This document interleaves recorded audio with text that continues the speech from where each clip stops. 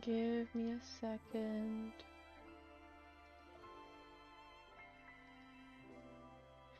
Whoopsie, I forgot to. I actually forgot to to click start. Oopsie.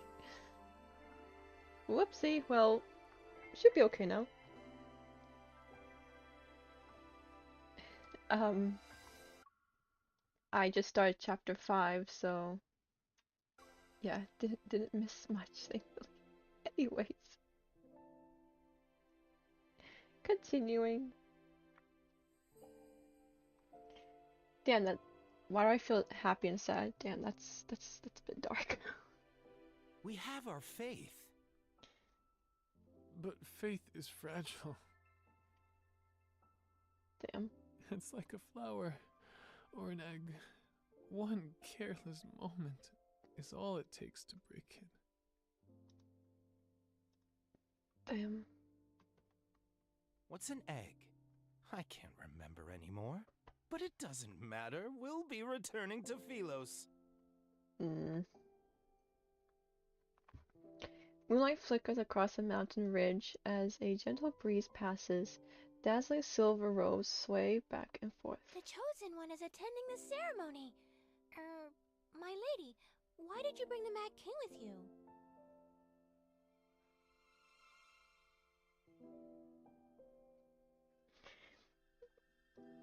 What'd you say? What in the melon?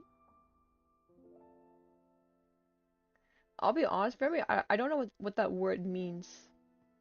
Me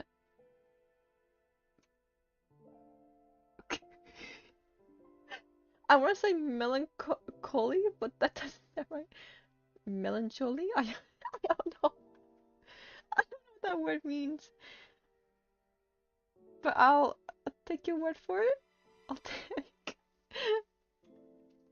It is melancholy. Okay. Still don't know what it means, but I'll take your word for it. Oh my god. Trying to reform him must be a tiring endeavor, no? I'm unaware of the new rumors that are circulating the city. I respond with a sheepish smile and lower my voice. Rest assured, he has renounced his old ways thanks to my guidance and spiritual cleansing. The young revenant's expression becomes one of astonishment and admiration.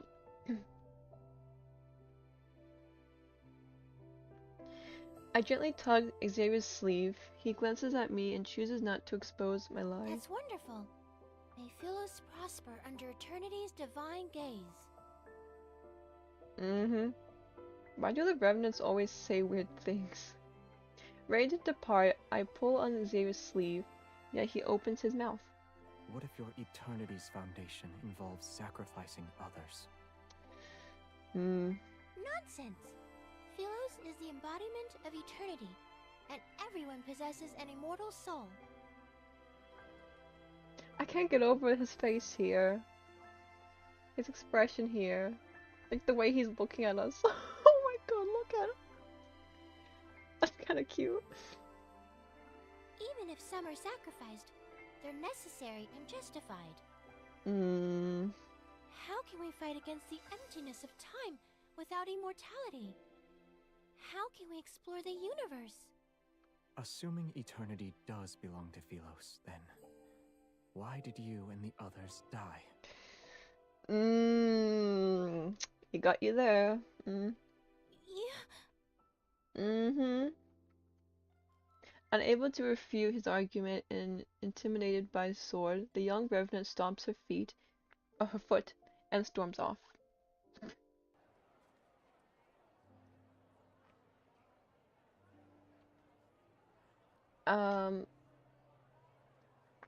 Inside most of the tents set up along the river are statues of Philos' royal family from throughout the ages. They're near the witnesses who are attending the ceremony. These royal statues are cooked and misshapen. Their features indistinct. Maybe it's because most revenants have a poor memory. This one is surprisingly lifelike. Its face is too fierce for my liking, however. I approach it and examine the small wooden figurine placed in the back. For some reason it has a wooden stake in its chest. The last king of Philos, the man responsible for Philos' downfall. An indescribable emotion stirs. I pull out the wooden stake and place the figurine in the brightest, most prominent position at the center of the statue's base. I walk a bit further and more revenants offer me flowers. Despite my attempts to refuse them, I eventually accept each one. Can you even carry all of these flowers? He furrows his brow, but still takes the heavy bundles from me. More revenants gather by the riverside. The singing is so loud that they almost drown out other sounds. Worried we might get separated, he frees one hand to hold mine as we slowly make our way through the crowd. The last king of Philos and the man responsible for Philos' downfall. That beloved king who was eventually despised by all, that's you, yes? We've spent so much time together, his identity is no longer a secret to me. I'm more curious about that queen's story. I want to know what she did. There must be a reason for why everyone is reluctant to speak about her fate. What do you think happened to her? He looks at me. Stories about salvation sacrifice follow the same pattern. Some perish, others are saved. Some continue living, others are forgotten. I suppose she didn't accomplish anything, that's why she was forgotten. Pilgrims pass us as they happily sing hymns about their yearning for light.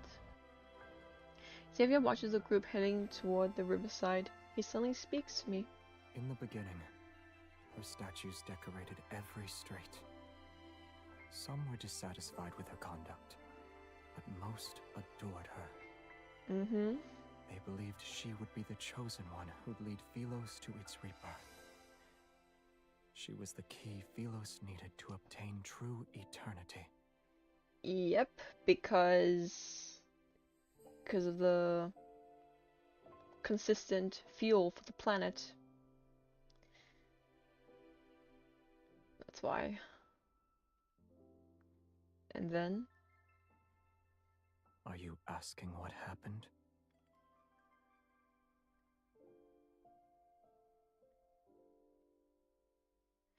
Did she get sacrificed? Oh no.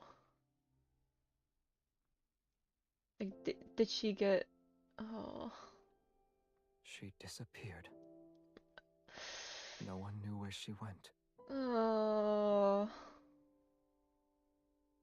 No. She got sacrificed, didn't she? For 100 years, the people thought she abandoned them.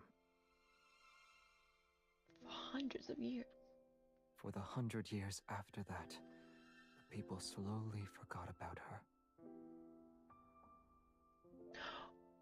Or did she sacrifice herself?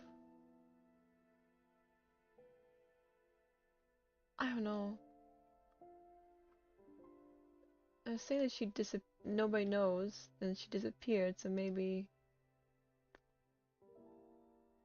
I don't know. I'm just guessing. Another 100 years passed. Her portraits were burned, and her statues were destroyed. They became the stones that paved the royal capital's plaza. After the king ascended the throne, normalcy returned. Yet nothing could change this planet's fate.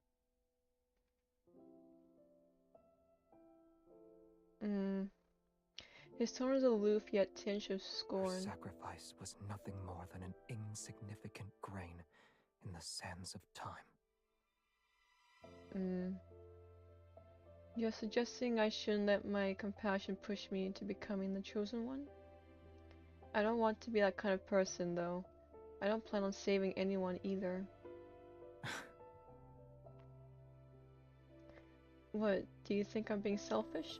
They're already dead. Even if someone could change everything, that person wouldn't be me. You were destined to fail as the chosen one, the moment you gave them a modicum of pity. Why do I feel as if you don't have faith in me? As we talk, several small revenants who recognize me hurriedly approach, holding the lumen flora they picked out. They ask me to help them weave flower crowns. Not the flower crowns again, please.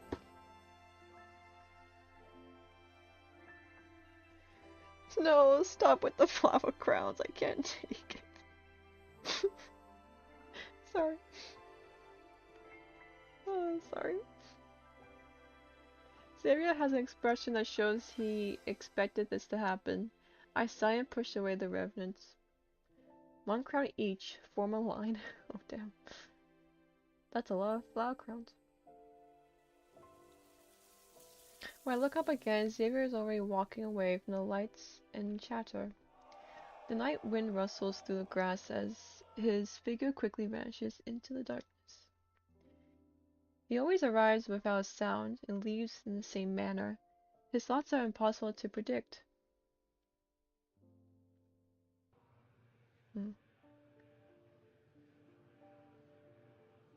The ferryman and young king stand by the riverside. They stare at the lights and the singing revenants that the night fog has almost consumed. You keep her close. Are you afraid she'll recognize you? Or are you afraid she won't?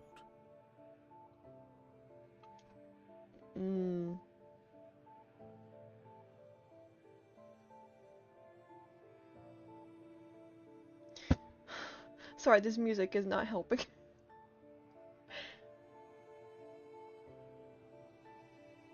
She won't remember. Damn, so yeah, I'm guessing that yeah, he was just waiting around for MC.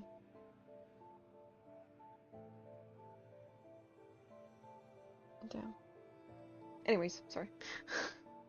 Sorry. It won't be long until the apocalypse arrives. After this pilgrimage ceremony, the river might grow again, and it might reach the Tree of Life. Do you want to be a witness to that? Should they find a method to return, they'll see Philos is no longer the place they imagine it to be. As the hymn reaches its climax, the boat carrying the pilgrims reaches the center of the river. Oh god, excuse me. Amidst solitude and stillness, he turns to look at the elderly man behind him. Isn't it peaceful when there's no one to ferry? For us who desperately clung to life until the very end, being trapped here is a punishment.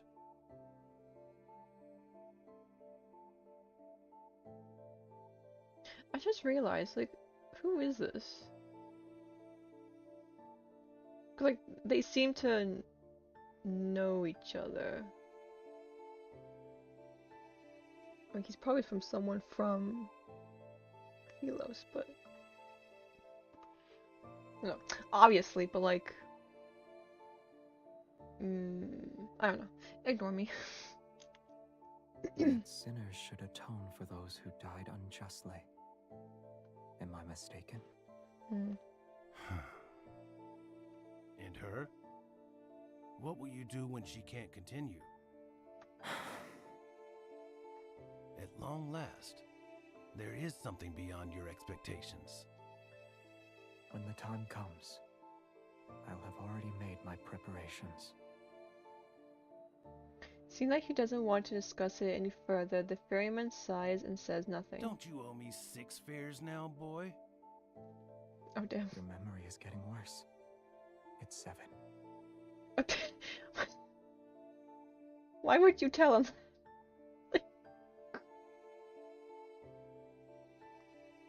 That's not something you should say.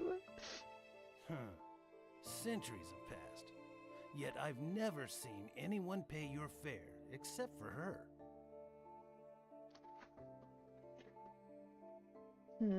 Where to? I won't ask for a coin this time. His boots tread across the moss stamped with night dew. He heads toward a bustling area with lights and voices. Nowhere. I'm waiting for someone. God, his hair is so beautiful. Sorry. Looking at the back of it, like, god damn, it's so beautiful. I don't know, I want to braid his hair so badly. I want to braid his hair.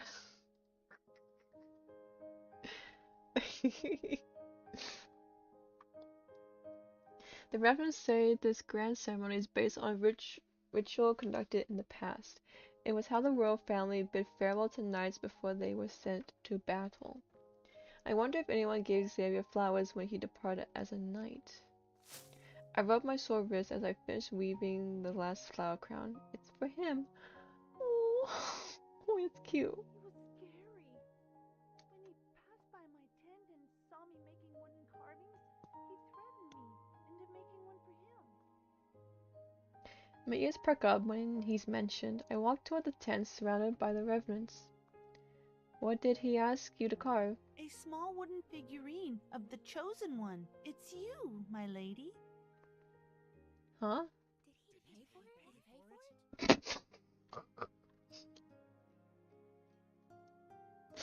Oh. He only gave me a gemstone from one of his buttons.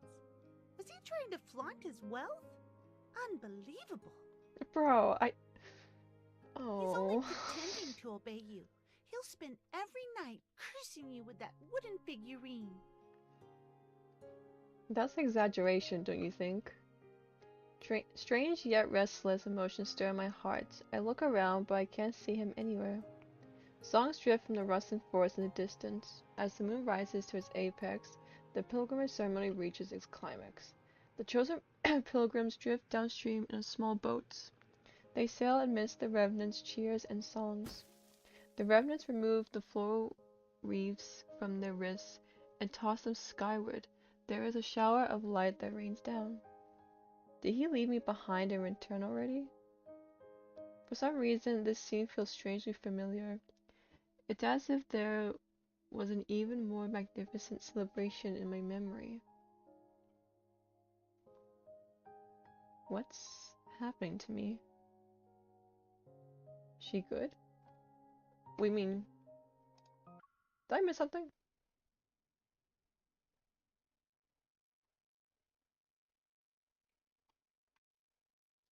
I don't know. I guess she's not good? Pain suddenly pulsates through my heart. The violent tremors pound against my eardrums as an unbearable force spreads from my chest to my entire body. Everything before my eyes blurs like paint on soaked paper. Your Highness? Your Highness! Tomorrow is your coronation ceremony. Yes, that's the past. Starting tomorrow, you'll be the Queen of Philos. Yep. Oh god. Before my eyes is not Cinderfell, but a magnificent grand palace. It is as white as snow and radiant. For your coronation, he asked for 20 carriages to be filled with fresh flowers. I'm telling you this in secret, so you didn't hear it from me. Jeremiah! Bro, where is Jeremiah? Like, he's not here. Did he really die? What happened to him? Oh. The children he hired lined the streets. They cheered and scattered flowers. Some stood along the roadside, others on rooftops. In the end, the entire square turned into a sea of flowers. Did you see it? Is this my memory? Are they talking to me?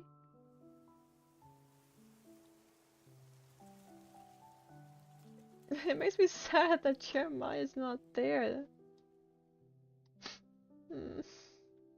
Wild winds sweep through the area and toss aside the already weightless bodies of the revenants.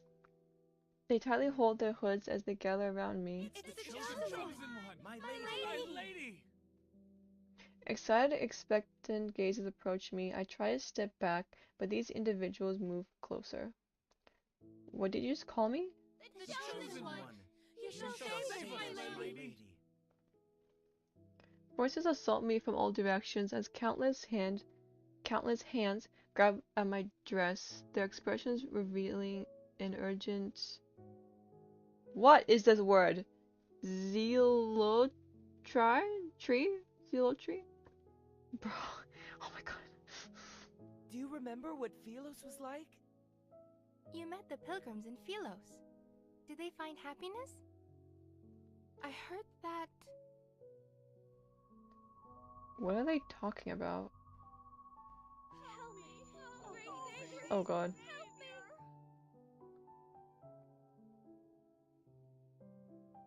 Huh? She's losing her memories? What? What? What's Philos? Pilgrims? Who am I? Why can't I remember anything? My memories have been burned to a crisp. My mind is a blank slate. And I feel a strangeness unlike anything I've ever known. Philos is about to meet its end. We beseech you, your majesty. As the ruler of Philos, you must ensure this planet survives.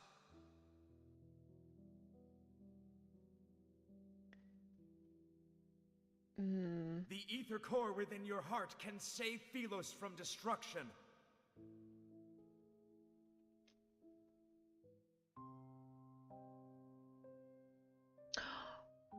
I just realized. I just realized. That's probably why she decided to sacrifice herself.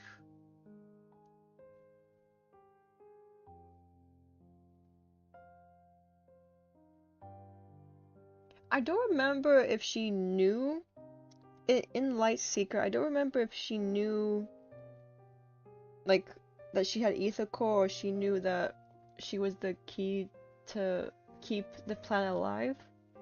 I need to reread Lightseeker, to be honest. But in this case, when she became queen,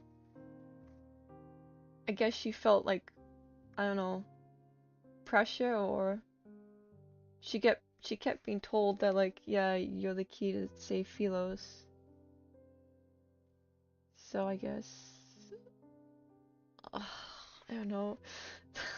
Oh man, that's just sad. But why did she just lose her memories though?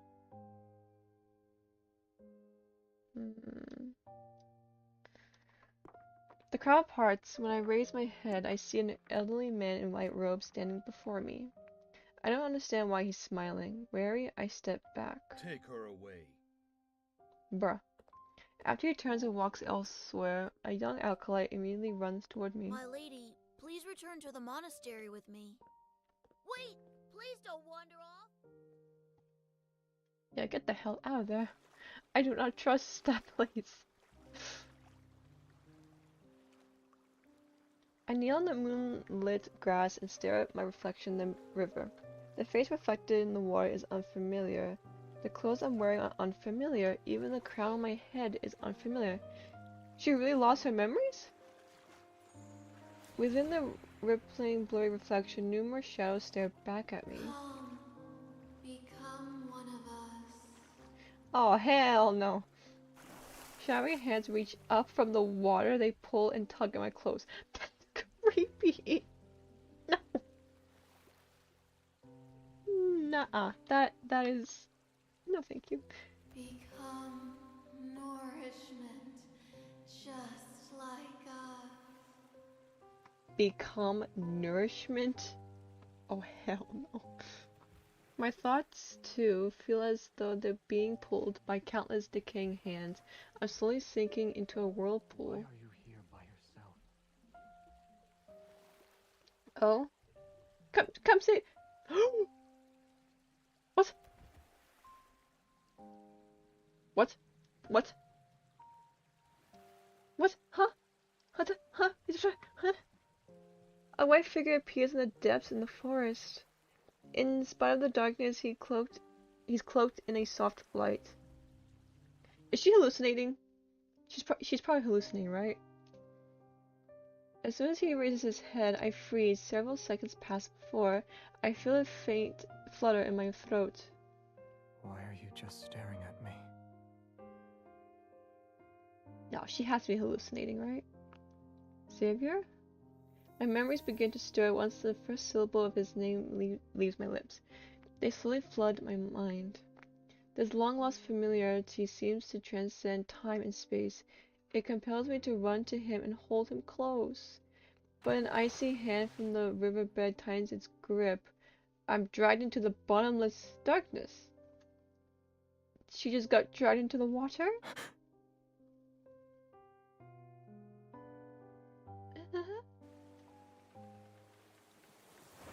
The group of pilgrims disperses. Only the lemon flora lies scattered on the ground. Your Excellency, will we be able to return? Worry not. The day when we are welcomed into the light shall arrive. A raging gale churns the river's waters as dark clouds slowly obscure the moonlight along the horizon. In the fog, a boat carrying revenants is swept into a whirlpool. The vessel and its passengers are swallowed. They will never resurface. What is going on? What is going on? The chorus of voices comes and goes like the ebb and flow of the water. It's close before suddenly becoming distant as it gradually fades into the depths of murky consciousness. When I wake up again, I find myself lying by the riverside. My sleeves are soaked with cold water. Was I unable to remember anything before? As an outsider, my memories slowly fade away just like the reference. Wait, Xavier. I freeze before I sit up and look around frantically. She got her memories back? Xavier? No one answers. I stand and start my search. I soon spot a familiar figure in a nearby field of flowers. He's sleepy? Xavier! I steady my breathing and stand in front of him. It seems as though he hasn't noticed me. Seemingly in a deep slumber, he lies quietly amongst the flowers. Thin wisps of black mist are wrapped around his body. It's as if the resentment of countless revenants is corroding him. Oh? His breathing is stable, his chest rises and falls with every breath. He's not injured. He's just sleeping again. Yeah, is he actually sleeping? A weight is lifted from my chest. I crouch down beside him and poke the back of his hand. No response. He's always been a light sleeper. He sensed my presence as soon as I took a step in his direction before. But he seemed to have fallen into a defenseless slumber this time. I can't help but lean toward him to the point where I only need to look down to see his long, soft eyelashes. You've always been stern when you're awake, but I'll admit you look cute when you're sleeping. The person you like, the one you want to give flowers to, wouldn't she want to see you smile?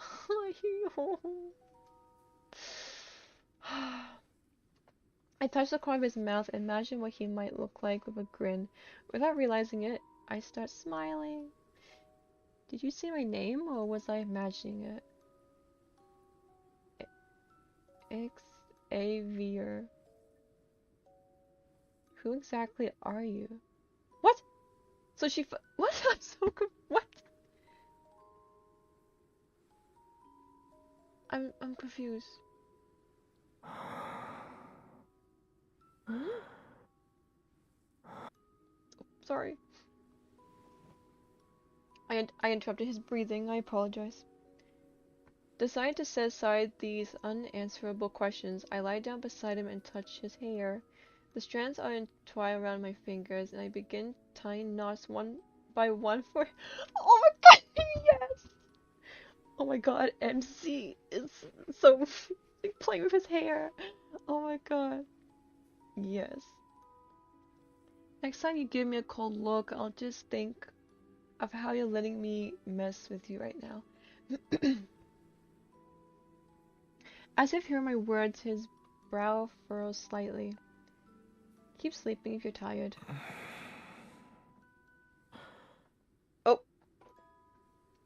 Hello. He slowly opens his eyes. I loosen my grip and the half-braid strands of hair escape from my hand. Our gazes meet in the darkness. He doesn't speak, instead opting to stare at me for a long, long time. It lasts for so long that questions appear in my mind. Is he trying to confirm something? Or is he waiting for something? You're here. Oh, the way he said that. I had an incredibly long dream. I followed my teacher into battle. And then I journeyed through the Starry Sea.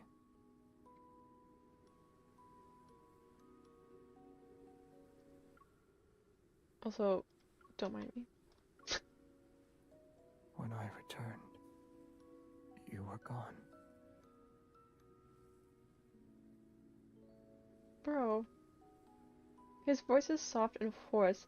It still carries traces of that dreamlike days. So much happened during those 300 years in your absence. I don't even know where to begin. Bro, why is his voice like that? It's like me. Like his voice is so sad right now.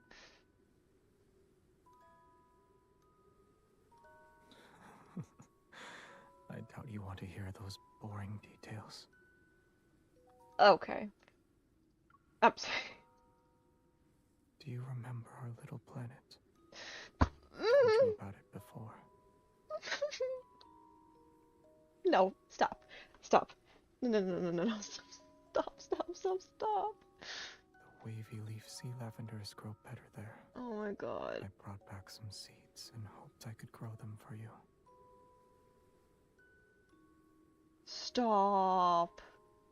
So the name of that flower is wavy leaf sea lavender. No, stop.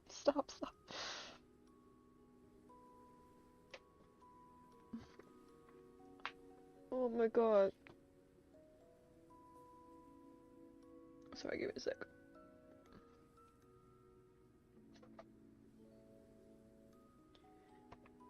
Something tells me this isn't a dream, and this is just a memory of his.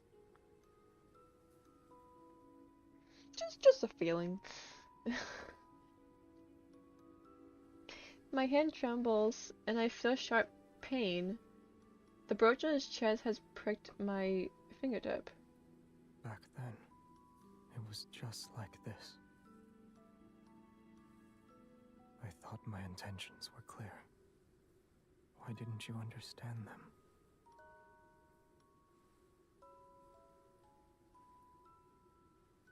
Oh my god.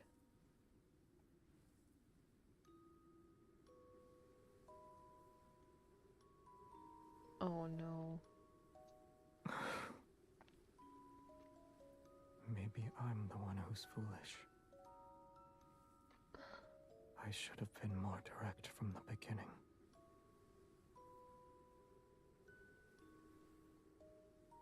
Oh my god. Oh my god.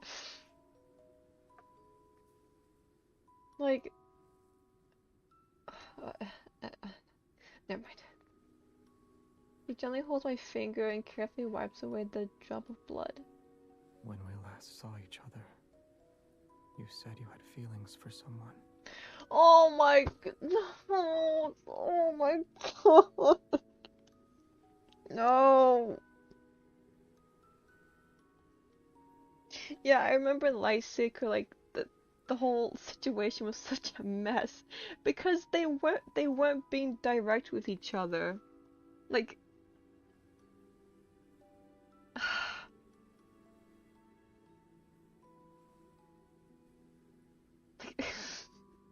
There was like so much miscommunication, misunderstandings. It was like, oh my god.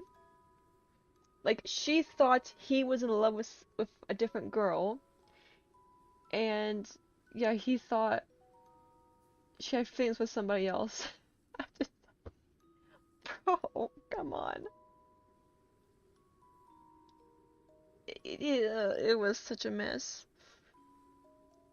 It doesn't matter to me yet. And now he's like, now he's literally confessing that like, yeah, he should have been more direct and not like, oh, it's sad. It's sad. Why wasn't that person by your side when you were in danger?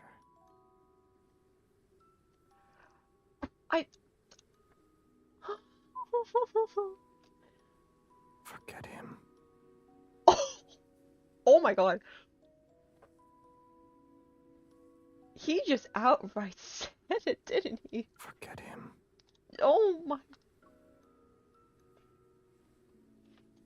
Oh my god. His persistent gaze stays on me for a long time. I can only nod in response. I don't like him anymore. But I like you.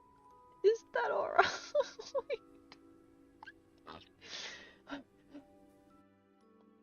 As those words hang in the air, everything suddenly falls silent, even the wind stops blowing. The night is still and the flower field is silent, only the distant waters of the river laps against the shore. Neither of us moves, and I'm trying to think of words that could break the tension. Then he shifts closer to me. I'm scared. His cool fingertips press against my jawline, and the breasts intertwine. I attempt to create some distance between us. What's wrong? Am I not allowed to kiss you here?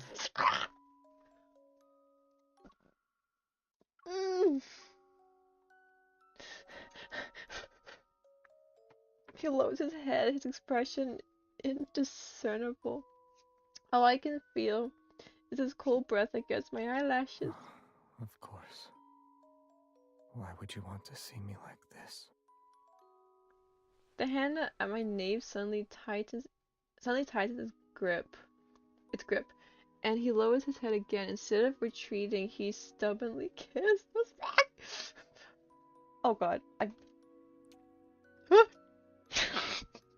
it feels like I'm trapped in a thick, vicious dream. I'm unable to wake up and unwilling to try.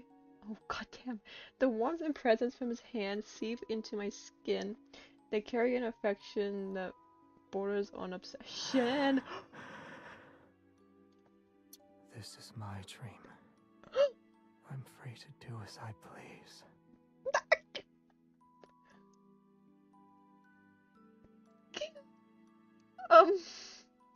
Oh lord. I can't do this. I can't. You're a figment of my imagination, aren't you?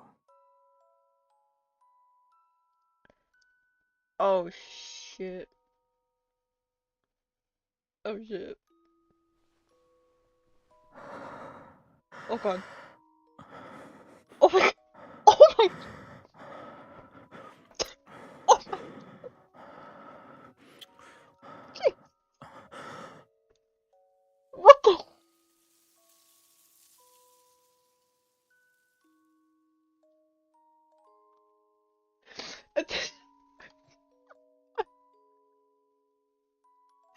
I'm.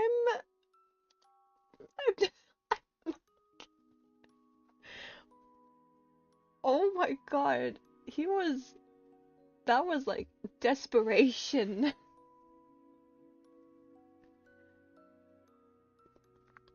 You could tell he was holding back a lot. Actually, yes, that was like, what, hundreds of years of, like, oh, he's been holding back for a long time. Oh my god. Like, no wonder. Oh lord.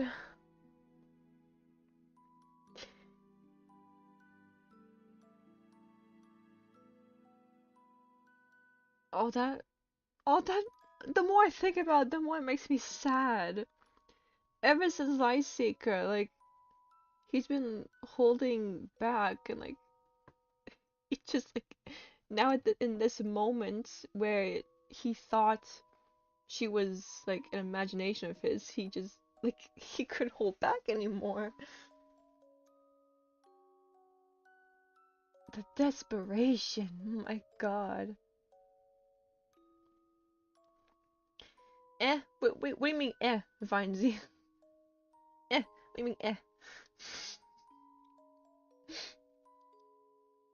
As our lips touch, I catch a glimpse of the lumen flora gently swaying. The wind has begun to stir again. God. Wow.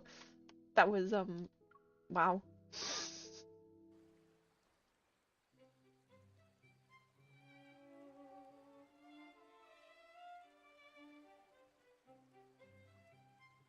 The ceremony ended and those pilgrims were never seen again. Oh, we're back to happy, chappy. Oh my god. The elders in the monastery declared the ritual a success. It was an auspicious sign since the Chosen One appeared.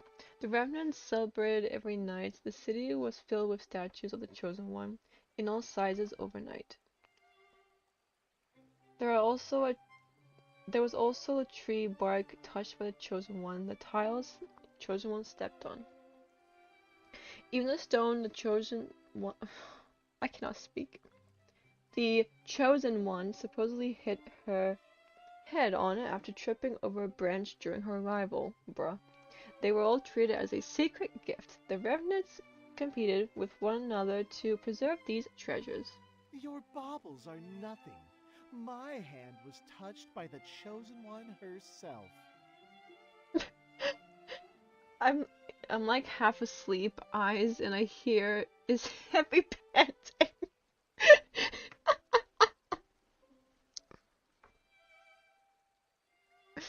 Oh my god.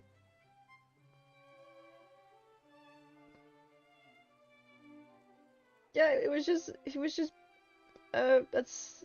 breathing. Nothing happened. Your babbles are not. Oh, that was him. Upon hearing this, revenants surrounded him and let out gasps of envious admiration. You have been blessed. Excellent. We'll chop off your hand and mount it on the city wall, so every passerby can shake it.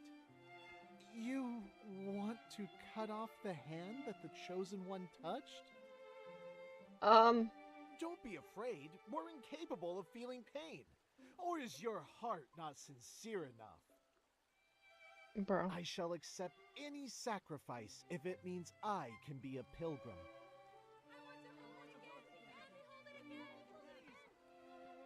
After I attended the pilgrimage ceremony, I realized that as an outsider, my memories will slowly fade away again. Fade away too, sorry. If I can return to Philos, I'll eventually be just like those revenants. Yet where did those pilgrims go? Acolytes from the Order of Babel always avoid the question. Does the end of the river truly lead to the Tree of Life that's mentioned in the prophecy?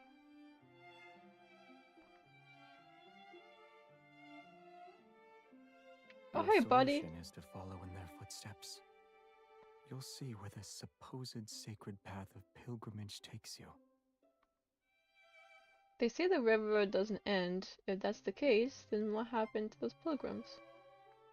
They didn't die, but they didn't live either. No one has seen them since. The river silently flows as our ferry glides across the mirror-like black water. A thin mist surrounds us. Come to think of it, if we're measuring how close someone is to the Chosen One, you should have been chosen for the ceremony. I'm honored. You ate meals cooked by the Chosen One, held the Chosen One's hand, and even embraced the Chosen One. And eyes. His eyes. These eyes were blessed by the Chosen One's presence. Should I pluck out my eyelashes for you to count too? Bro.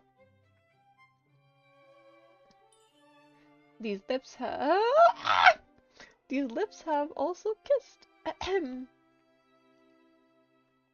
Remembering what happened that day, I swallow my words. You don't want to continue? You actually don't remember anything? Oh, oh no. He responds with an expressionless look, then he turns away, and his voice is unexpectedly tinged with a hint of resentment. You're the one who doesn't remember anything. What? Not wanting to argue, I focus on what's more pressing at the moment. I need to figure out what happened to those revenants. If anything that crosses the waters of the cinders sinks, perhaps the path they sought is there. How did you get this boat? Or rather, how did you convince someone who doesn't accept credit to lend you this boat? It's a long story.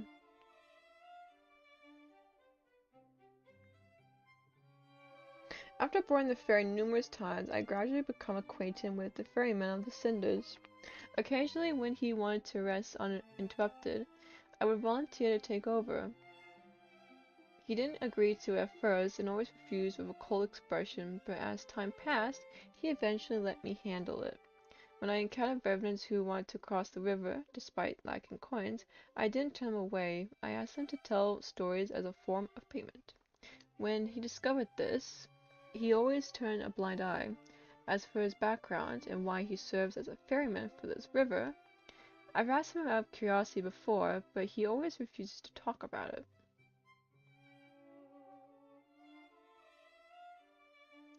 You know each other? You can say we're old acquaintances. Mm-hmm. It sounds like they're old acquaintances from Philos. Yep. As we gradually sail away from the city, we can see the desolate forest to the west is burning. Acrid gray smoke rises skyward. More revenant knights have been gathering at the edge of the forest, and the strife is becoming more prevalent. Consumed by resentments, they fight each other with hatred from when they were alive. Their screams echo amongst the dead branches and fallen leaves. As the bishop foretold, signs of the apocalypse are once again emerging from the ruined city walls. I was unaware you were skilled at ferrying. After the boat hits a submerged shoal and spins around several times, he can't bear to watch anymore. He takes the oar from my hands. Oh my god. I lost track of time. Black clouds gradually cover the full moon, and the scenery around us grows increasingly dark and desolate. Something's not right. The boat creaks and the river's current becomes turbulent. Startled ravens fly in all directions. A chill creeps up from the water's surface and latches onto my skin. After passing through a dense fog, the river widens. It's as if we arrived at a boundless sea. Where are we? The waters thrash violently like an untamed beast. The looming threat of danger is I don't palpable. want this. I don't want to be trapped here. Join me. Become part of these dead waters. These voices, where are they coming from? Wait, don't fall in. Under the water's surface, countless invisible hands seem to reach up. Hatred pushes them to maliciously toss our boat back and forth. I grip the edge of the boat with all the strength I can muster. Pain pulsates through my chest without warning. My vision blurs. It's as if the invisible hands are squeezing my heart. The inky black water transforms into countless golden veins. I could almost believe the streams of energy were flowing downward. I feel awful. It's like my strength is being drained away. Watch out. The increasingly violent currents strike our boat. The river's surface discards its sincerity and transforms into a massive whirlpool. At that moment, I'm like a seed. I'm plunged into a darkness unknown to all. When I open my eyes again, I find myself curled up in a warm embrace. Our capsized wooden boat somehow glides smoothly along the riverbed. Mist, mist reminiscent of a veil accompanies us. I can hear the rapids and foam washing over sharp reefs, but I can't see the dangerous shallows. On the other side of the river, Cinderfell shores fade from view, and despite being underwater, I can feel the moist air. The current gradually calms, our boat continues to move along the dark underwater passage for a time before finally hitting a shallow bank.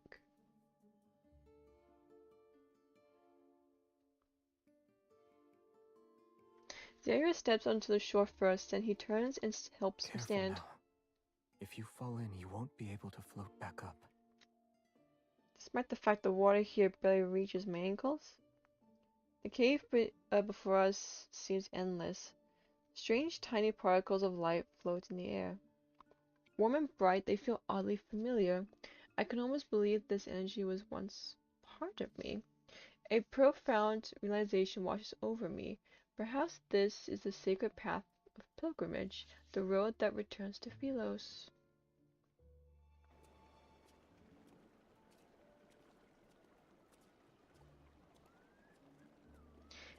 The archives of the Order of Babel's monastery had records of a certain Philosian legend. It spoke of a mysterious cave that was connected to the center of the planet. Could this be the cave that connects Philos and Cinderfell? You have quite the imagination. Huh? The sound of flowing water gradually fades behind us as we venture deeper. The further we go, the more the scenery unfolds before us. Look at these light particles, they keep increasing in numbers and brightness. Perchance the pilgrims who disappeared found themselves in this place. As the words leave my lips, an enormous monstrous skeleton appears. Bodies lie on the shore, they're still frozen in the position they were in for their final moments. These monsters... They're wanderers. Ah! These creatures once roamed Philos before it was destroyed. The gleam of a blade flashes and the bone-white remains dissolve into energy particles before dissipating. They were devoured by those monsters before they could escape.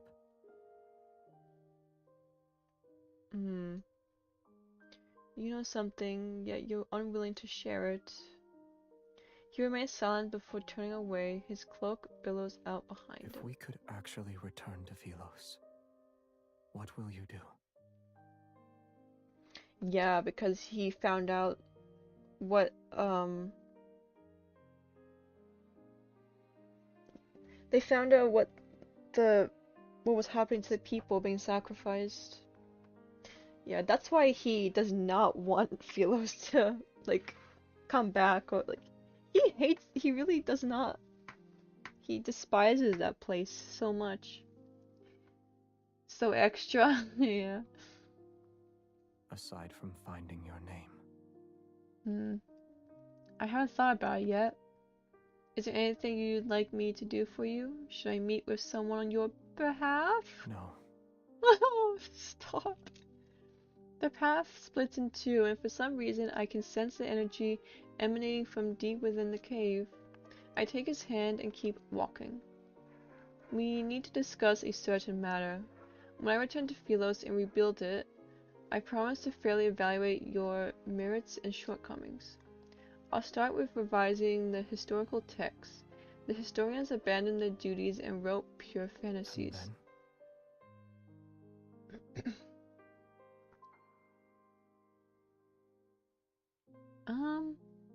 Traverse the starry sea or I'll ascend the throne. Nah. Traverse the starry sea. Screw the throne. Like, screw it, no. Why would she care? Why would she care about that, though? Anyways. I'll traverse the starry sea and visit every place the traveling bards sing of their songs. I'll be like these specks of light. They emit a faint glow, yet they can drift to distant places. That sounds wonderful. Aww. If the worst happens as if I can't find anyone who remembers me and unable to stay in Philos, Staying with you would be nice. I keep those words to myself as I look at him. Bro! Just say it! It's alright. The starry cosmos has many places you could visit. Take, for example, a beautiful little planet.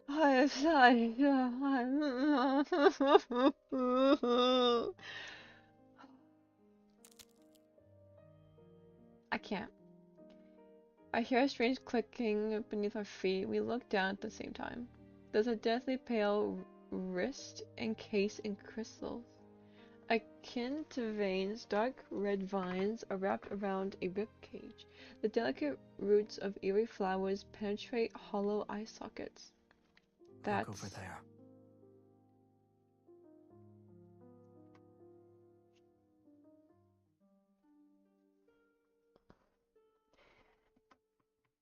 I bet, like, he would really rather, like, get her to, yeah, to get out and travel wherever she wants to go and, like, just get her away from Philos, basically. Like, I don't think, like, he does not want her to, like, be there at all. Like, knowing, like, what, like, you know? I don't know. Anyways. In the distance, a twisted tree looms. It isn't a real tree, but one formed by countless crystallized skeletons that are stacked and entangled with one another.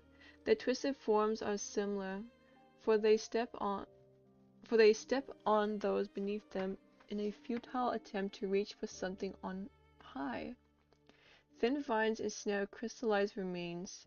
Together they form a thick trunk-like structure that deeply embedded in the planet.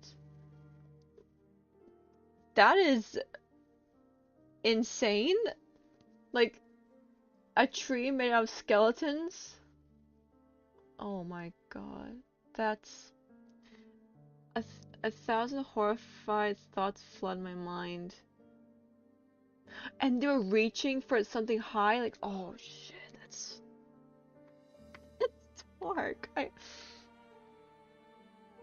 The music, by the way? Oh my god. This is the tree of life. It's a tree made from corpses. I've never seen these people before, yet I recognize their clothing as garments that belong to Philos. Each and every one of their expressions, are filled with despair and terror.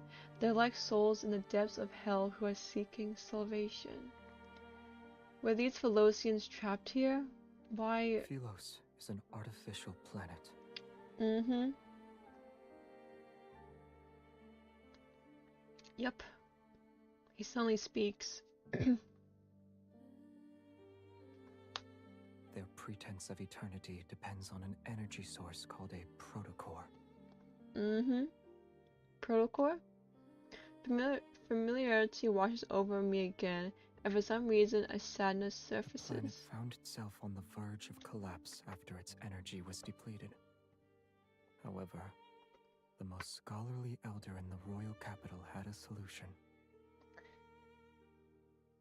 The royal family discovered an uninhabited area with a chaotic protofield in Starfall Forest.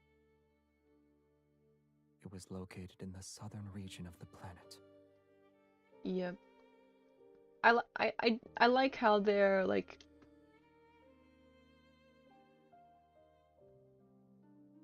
they're retelling about Philos and like what it is exactly and what basically like yeah, saying what happened Deep that within time. that forest is a cave. It leads directly to the heart of the planet. So long as humans were thrown into that cave, the planet's energy would never be depleted. Yep. Human sacrifices to keep the planet going. And that's exactly what he learned in his Lightseeker myth. That's what he learned. And he was not up for it at all. This one's just a little bit on the dark side. Yeah, like Like this, honestly, I think this is like the darkest they've ever done. For the, well, is it for the entirety of the game? I think so. Like, okay, at least for the myths, this is the darkest by far. Like, by far, this is the darkest one. It's crazy, yeah.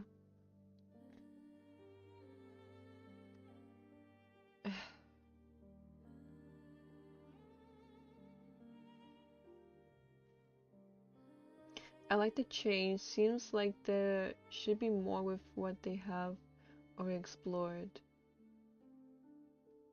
Mm. Mm. Like the people who thought this system was justified, the planet possessed an insatiable greed. Yep. He looks at those crystals that can no longer be called human. They're the victims who were used as fuel. Yep. Did anyone escape and live to tell the tale? I look at Xavier, but I already know the answer in my heart. No. Yeah, that is very messed up. He starts walking again, moving past the tree as he continues forward. Those who defied orders and went to investigate disappeared after entering the cave. The number of sacrifices required inevitably increased. No one would willingly sacrifice themselves for the planet unless there was a good reason. Thus, the royal family came up with a plan to cover up their crimes. They no longer kept the sacrifices secret. They used honor to disguise it and called it a pilgrimage. To maintain a false eternity, they needed to weave lies one after another. Every member of the royal family had to bear the burden of perpetuating these lies. You were the one who ended it. He shakes his head. Oh? Ironically, the one who did that wasn't even remembered. Yep, okay, yeah. So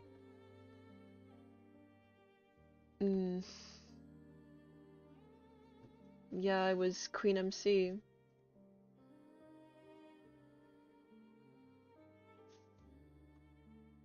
Yeah.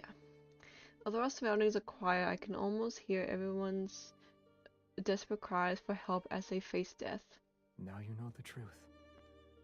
Do you still consider Philos your homeland? Yeah, they were so messed up. Literally, yeah. I mean, yeah, they found the perfect fuel source that's like unlimited. Just keep sacrificing her to keep the planet going. Yeah.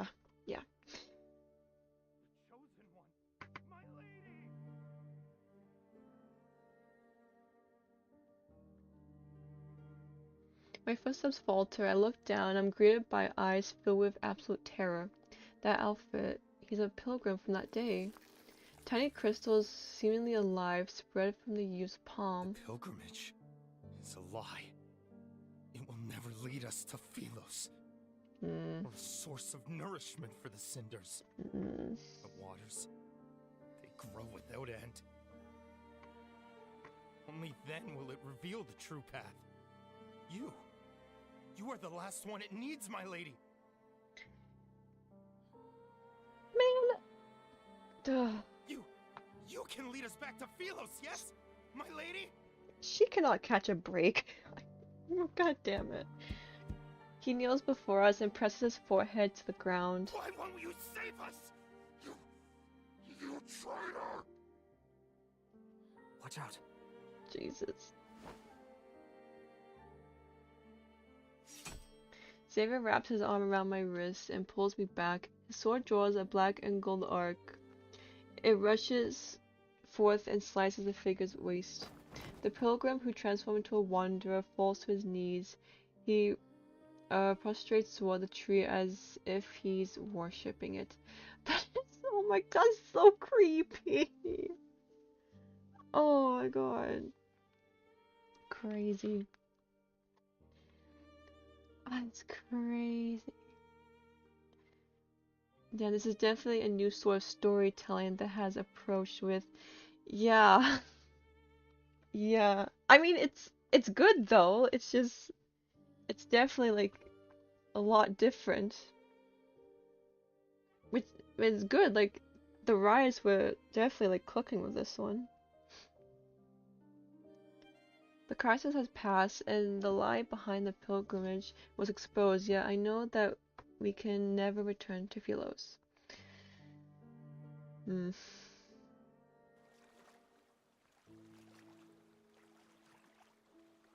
After we return, we seemingly have an unspoken agreement to not discuss the path of pilgrimage. All those memories of Philos are nothing more than obsessions about past illusions. Was I one of those sacrifices? And if I was if I was necessary, then no one remembered me.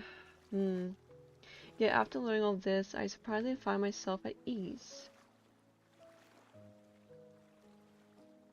Have you thought about your plans for the future? Assuming you can't return to Philos. I'll stay here for now. Tomorrow's problems can wait until tomorrow. At least I'm free. Sorry, I misclicked. At least I'm free at the moment. A small boat sways gently to the river's surface. For some reason, tonight's moonlight seems especially bright. Here. He grabs my wrist and places a small object in my hand. Is this a gift? Yes. Aww. It's a special protocore. A trinket from Philos. It may be a fragment, but you'll find a use for it. Hold up a damn minute. Okay, I don't know if I'm overthinking or I don't know if this is right. But the minute he said special protocol, it reminds me of his anecdote, his third anecdote, where because when MC was dying, he was trying to find a protocol to save her, but he was too late. Don't tell me that is the same protocol, I swear to God. It may not be. It could be something else and I'm just forgetting, but that's the first thing I thought of when he said special protocol. A trinket from Philos. I don't know. I could be wrong, but I don't know. Are you sure it's not a small stone or a pebble? Oh, you're trying to make me feel better. You can see it like that if you like.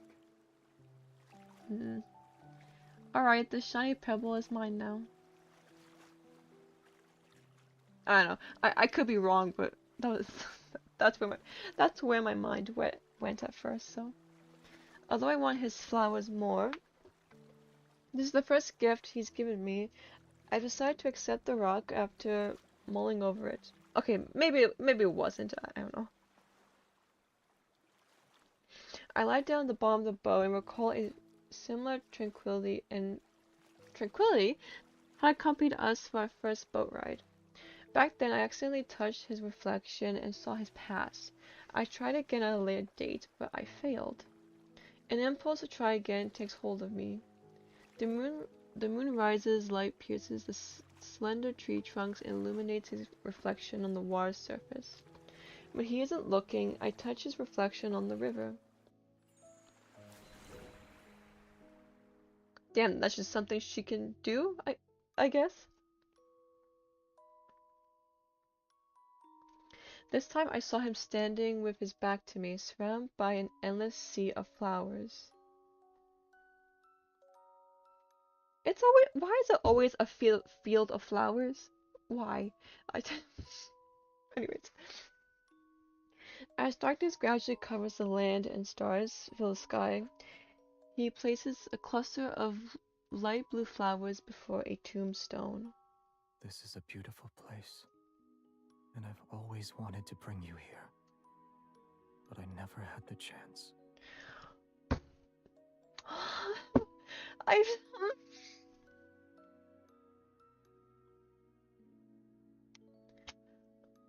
Stop.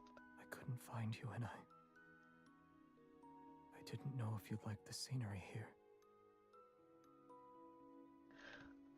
Oh my god, he's on the planet, isn't he? The little planet. Oh!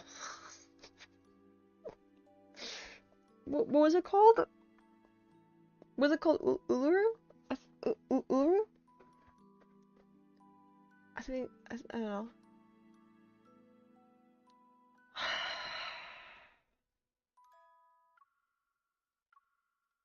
No, okay. I'm sorry. Stop! Stop! The way he said that. His voice softens as his fingers slowly trace over the engraved text on the tombstone. Delilah, the first queen of Philos, her name shines quietly like the stars, everlasting, it shall never fade. The name I've long forgotten comes flooding back. The forgotten queen was me this entire time. You just figured that out, girl!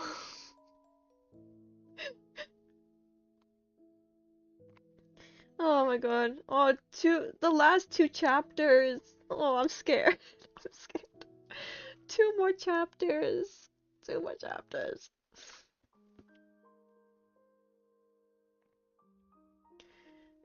I've seemingly grasped a crucial thread as forgotten memories begin to surface. Xavier is the king who succeeded after I disappeared.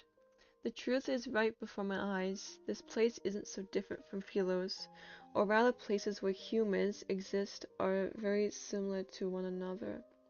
But if I've been in the heart of the planet for years, then what did Xavier experience? Why is he even here?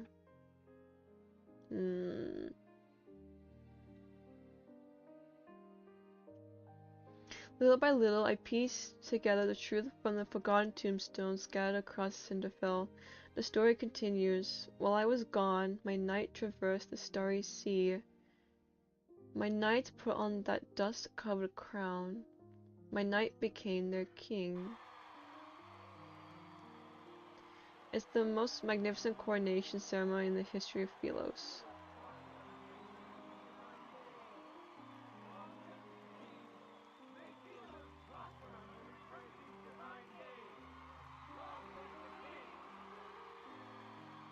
His decisions and achievements sent echoes throughout the cosmos, and during the test of time, they had spread far and wide. The people gathered in the square, bathed in the sun's brilliant radiance. They danced to the rhythm of drums and wind instruments until midnight. Only when the radiant moon hung high, its light making the city walls the color of bones, did he finally leave the courtyard.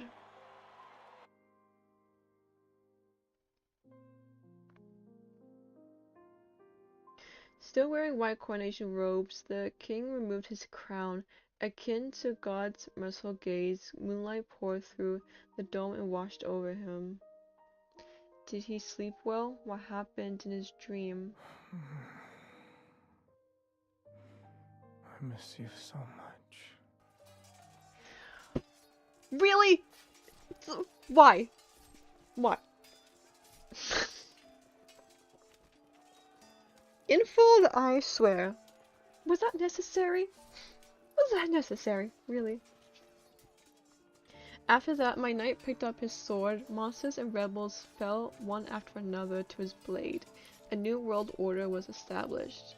Following centuries of war and chaos, Philos was ushered in a dreamy golden age.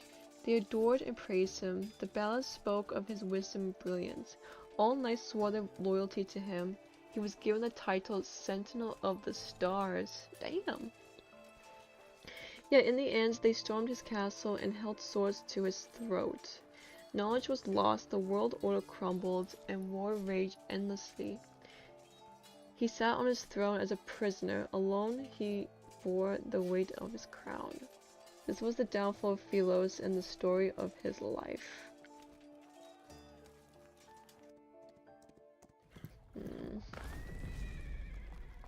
Horseshoes shatter the monastery gates for the 14th time, yet the acolytes still panic. What have you done to the river? Oh shit. The bishop dismisses everyone and closes the door, his ashen face displaying anger. You've discovered all our secrets. Royal blood flows through our veins. You, of all people, should understand that the planet will perish once we lose the protocore. The people of Philos will be unable to achieve eternity. Whether it's in the Philos of a bygone era or this city, the answer is still the same. The waters of the cinders and the planet's core can open the gateway to Philos, so long as they're nourished, of course. Man, screw this planet, like... Whether it's these revenants or our queen, they're all... Hasn't your tongue done enough lapping?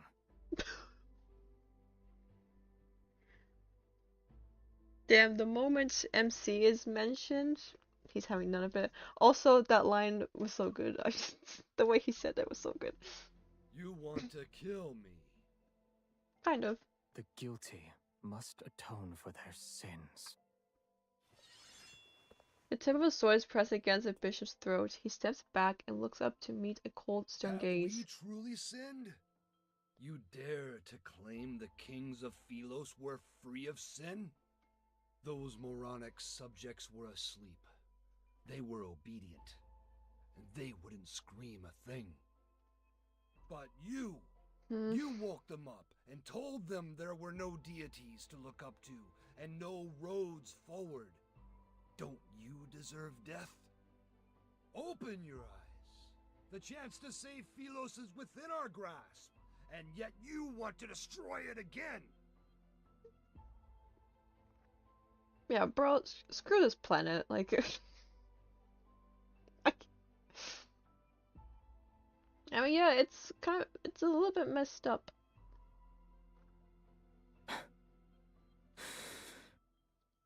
The planet can die. Let it all return to naught. Yes, King! Go off, King! Yes. A world that can only survive through sacrifice should have never existed in the first place. You can't bear to see her die again. That queen you failed to protect.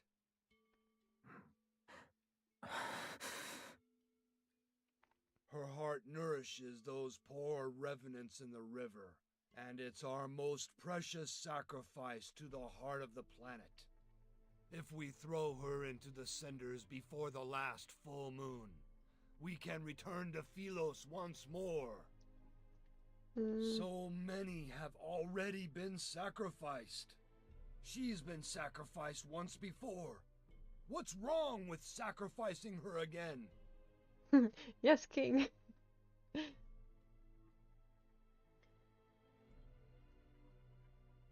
Yes, it's happened more than once, yeah. Yes, we already know that, yeah. I think it was mentioned in Lightseeker, yeah. What's wrong with sacrificing her again? Oh, buddy. You were the crown prince of Philos. I'll let you be the king. Yes, please shush him, please. Your tired rhetoric never changes. This time, we'll find out if it's your call or mine. The planet needs nourishment if it is to survive. Both you and her are suitable for that role.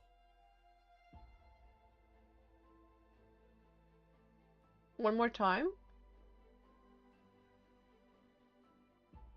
What, one more time? What you talking about?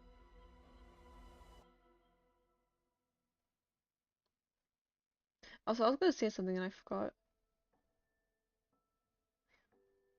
Oh, sacrifice though.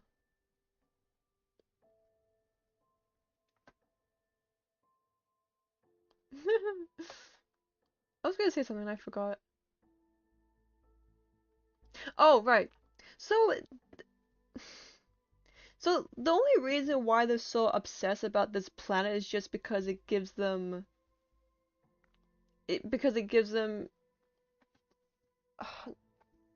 not immortality, but just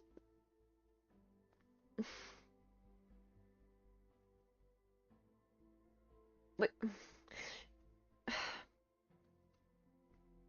my god, what am I trying to say? It doesn't necessarily give them immortality, but just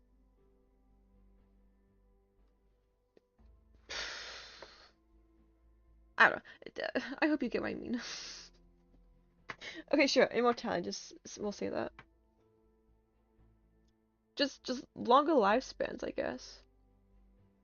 Because they can die. They're not necessarily immortal.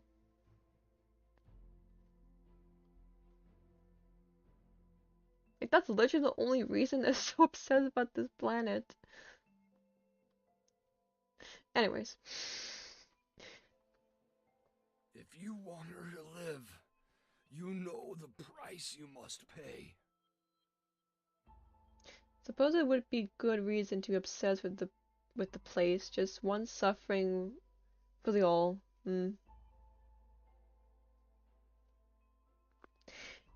Yeah. Yeah.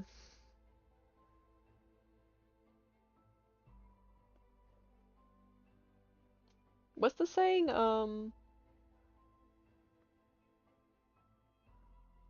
What's the saying? One life to save thousands or something? Even though it's not saving, it's just them being greedy, but anyways.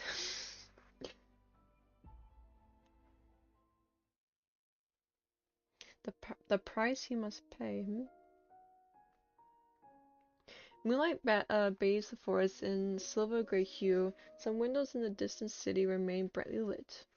This is the first time he stopped to listen to the Revenant's songs ever since this false world came into existence.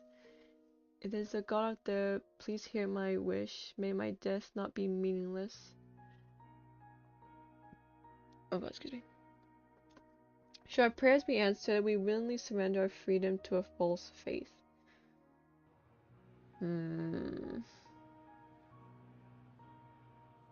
Night falls and the Revenant's hymns tremble with the rustling leaves. Moonlight appears dimmer compared to before. In the garden, that single wavy leaf, sea lavender, remains exposed under the moon. A lot of time has passed, yet the flower still hasn't bloomed. Yes. Is it because there's no light? He nods. It needs to be somewhere with light. Is your horse truly nameless? But he has... never mind. He thinks for a few seconds and his voice is certain this time. Shadowbind! Hey! That sounds like a Pokemon name. I only thought of it now. Oh.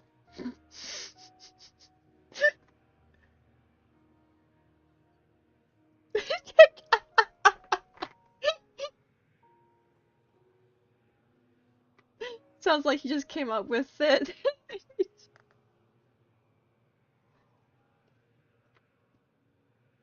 Well, you were correct. Shadowbind, I choose you. With a new name, Shadowbind tosses his head and neighs loudly. I try to stroke his mane. He nuzzles my palm this time. After our first horseback ride, he disappeared because he was tired. Do you want him to take you on another ride along the riverside? Aww. I accept his offer, and so we leave the castle, with Moonlight as our guide.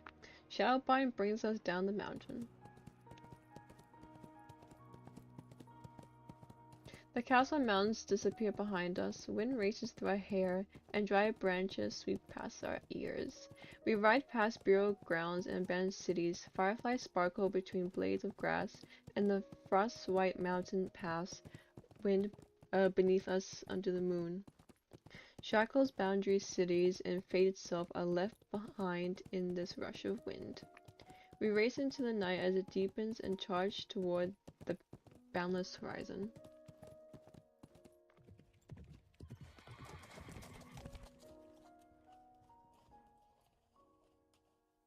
We pull Shadowbine's reins as the moon rises. We sit side by side in a field of flowers near the riverside. I tear blades of grass into pieces and drop them into the water one by one. Some sink, others are blown away by the wind.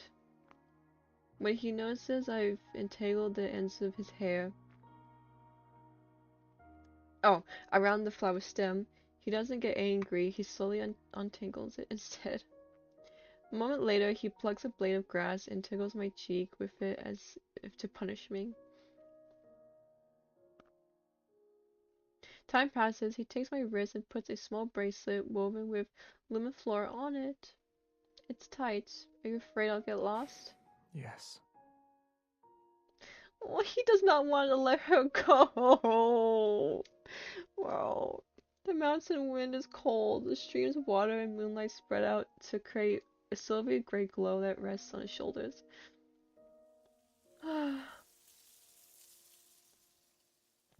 My eyes are half closed when I rest my head on his lap. It's so comfortable that I almost fall asleep. Who were you planning to give that flower to? You. Duh. Sorry. I froze for a second. I haven't told him my memories were coming back, but a thought started to form. Maybe Xavier had known who I was all along. Yep. 100%. Yeah, of course. But I didn't know why he kept it from me or what he really been through after I left. The past was like those rusted swords hidden in the flowers, left behind and forgotten. I remember the sword he once wielded was reminiscent of moonlight. It's just like him. Do you know how to use a certain kind of sword, Xavier? Why do you ask? I grabbed two rusty swords from the grass and tossed one to him. It's nothing. I realize we haven't sparred once. Oh, it's just like in Lightseeker when they used to spar all the time. Using identical swords makes our duel fair. Alright. Stop. First move, second. Your strikes are too slow. Oh my god, they're even counting. It's exactly like in Lightseeker. Yet I still managed to block your attack. 10th move, 20th move. These techniques are all too familiar. He extends his fingers, slides his hand down along my blade, and strikes my wrist. A tingling numbness shoots through my wrist and almost dropped my sword. You... Stay focused when you spar. 21st, 25th. Who taught you that?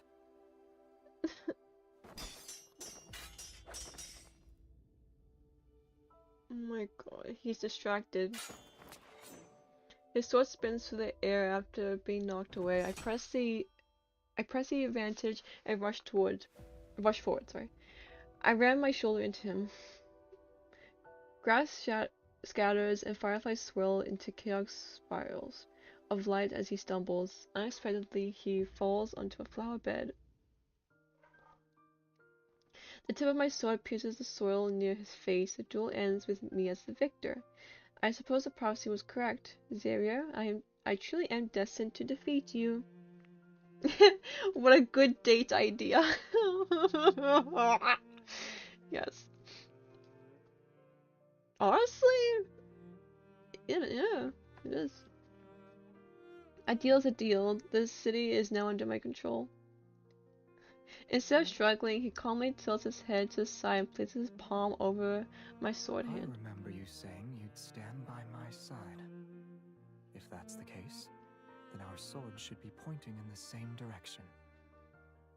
Well... You still haven't told me who taught you that move. Dissatisfied with my evasive answer, he brings that up again. I don't know. If you've never seen it before, then I can only guess it's unrelated to you. He raises his hand and his fingertips almost touch the blade. He turns his wrist. Before I can react, he flips our positions, holding my wrists. He pins me down. Xavier, our duel already ended. You didn't say we should stop, so it wasn't over yet. Oh my god. Instead of backing away, he leans in. His nose almost brushes against mine. You that move. Of course he did! Of course. Of course, of course. Oh my god, it's just so sad. What was that? Oh my god. But this is so cute though. You said our swords should be pointing in the same direction. I also said that soft-hearted individuals cannot become a ruler. I should have gone all out. Can I claim my prize now? Oh god. I push him away. I'm about to stand again. I'm about to stand when a kiss suddenly lands on my forehead. Oh, okay, that's cute. Oh, that's cute.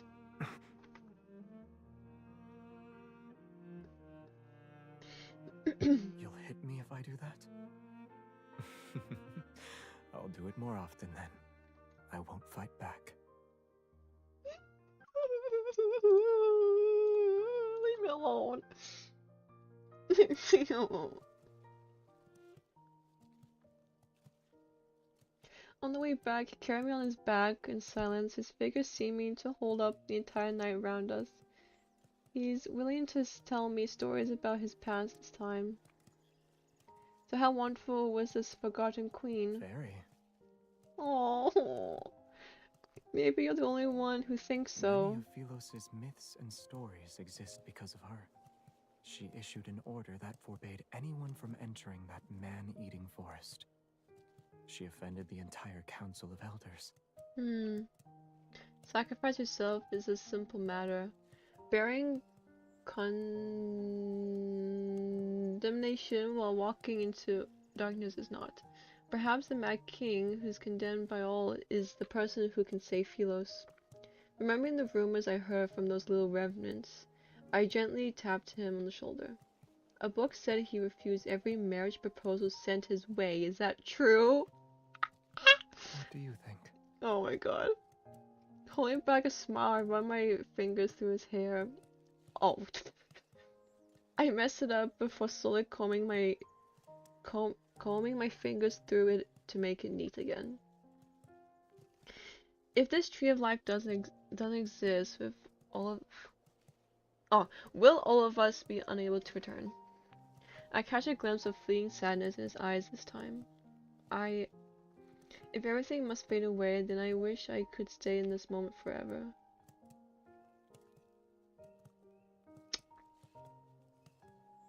We return to my room after walking through the moonlit corridor. The firelight gradually dims, its last embers casting a gentle glow on his peaceful expression. He leans down and kisses my forehead once more. Don't overthink it. Rest. You'll feel better soon enough. And when you open your eyes, you might realize this was all just a dream. What? My eyelids feel as heavy as lead. I'm sleepy, yet why isn't Xavier going to bed? Has he never felt exhaustion before?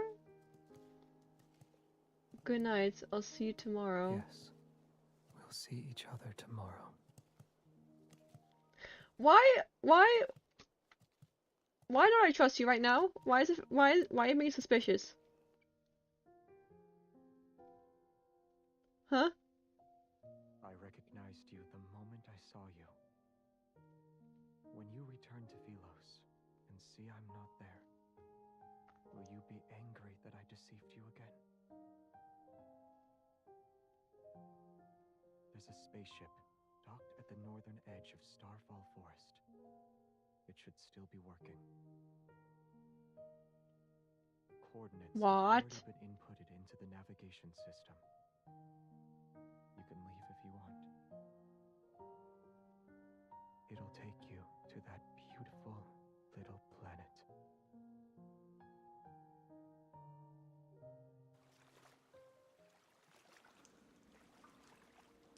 Huh? What? When I wake up again, I feel a boat swaying beneath me. I'm alone. An elderly ferryman sits at the stern. There's a dull ache in my heart, and my memory is a blur. I don't know who I am, where I came from! I look around, the river, cave, rocky shores, everything is unfamiliar to me. Where am I? Who are you? I look at the ferryman, I feel like I know him, but I can't remember who he is. Once you cross the boundary between life and death, the rest of the journey is yours to walk alone. Xavier, I swear to God. Did he just... For some reason, I'm clutching an oddly shaped fragment. It emits a faint glow in response to the energy flowing from my heart.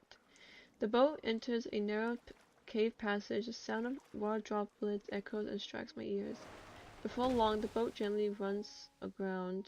It rests at the shore before a hazy hollow of light. Everything is immersed in the soft, gentle radiance. Motionless, I stand where I am. I cannot suppress the feeling that behind that light lies an invisible force. It's drawing me in. The faint sound of the wind approaches from a distance as if it's coming from the entrance to another world. Respond. When my palm touches that light, a blinding radiance surges like the tide to engulf me.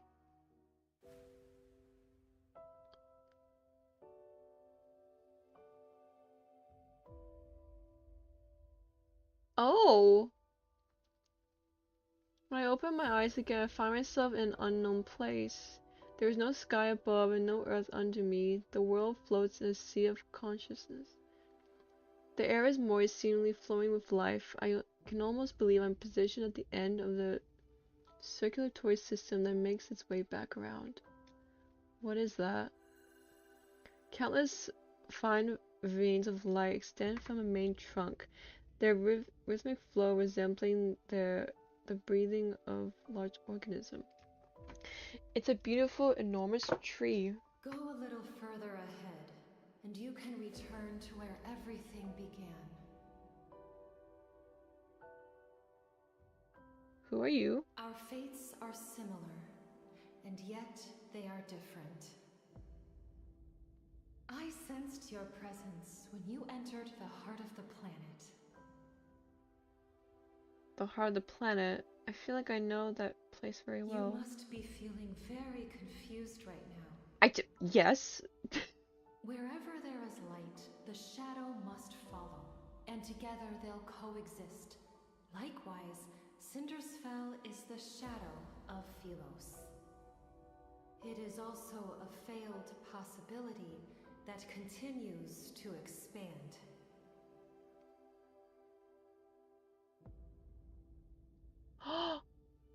Wait. Oh! A failed possibility that continues to expand. I was thinking, like, is this some sort of, like, alternate timeline or something? Because, like, everything they mentioned in the past about, like, the time of Lightseeker, like, it seemed like a continuation of that, but, like, okay, I don't know, I'll just continue. So Cinderfell is heading towards its destruction too. Why am I here then? Just like how you saved Philos, you possess the power to save the city of Revenants. Old memories wash over me. I sat on the throne and waited for a long, long time, but my knight never returned to me. Yeah, that was the ending of Lightseeker. Yes, that's right. They told me the only way to save this planet is for me to walk into the heart of the planet. Yeah, but if I willingly became nourishment for Philos, then why do I feel pain and loneliness? Was I not prepared to be sacrificed? Was I waiting for someone to find me? Yeah, she was waiting for Xavier to return. But this time I refuse to repeat the same mistake. I refuse to be Philos' salvation. I refuse to be everyone's hope. The Chosen One is nothing more than a tool for selfish people who want to keep their immortality. Be it in Philos or in the City of Revenants, it's all the same. You are correct. Philos' destruction cannot be prevented. There was once a king. When he was still a knight, he reached the same conclusion. To truly save those trapped in eternity, one must return to the correct divergence point and create new possibilities. Not a bad core we sacrificed to, like, at least it looks nice. The current Cindersfell is but a false branch. It's a tributary destined to run dry. What in the imaginary tree? This is literally reminding me. No, this is literally the imaginary tree in the Honkai universe.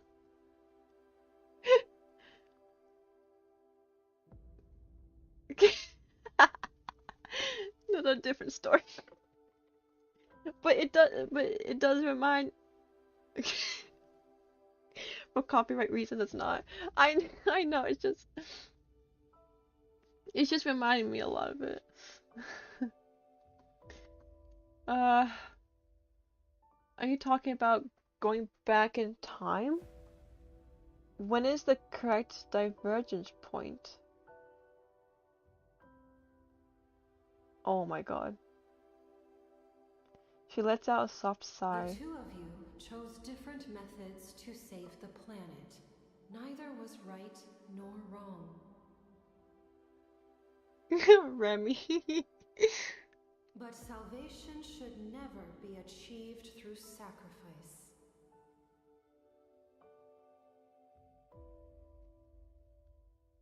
How does a tree sigh? How does a tree speak? What do you mean?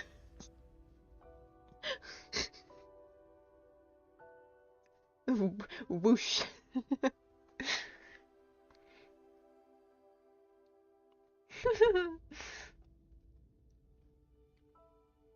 The path of backtracking is dangerous. Success is far from guaranteed. I remember him bidding me farewell in the empty palace. His lonely figure walked away from the royal court. Yeah, so that's when he left. And yeah, that's when he left onto the spaceship with the other backtrackers. And as far as we know, that led him to shipwrecking into the current timeline, the Earth the present timeline on Earth. We are going back to the future past. From that moment, the two of us and the planet we inhabited create different tributaries of fate. The ether core within you shares the same origin as this planet. Its power is from the depths of the cosmos. The protocore will mend the fractures in this world and allow that eternal city to become a reality.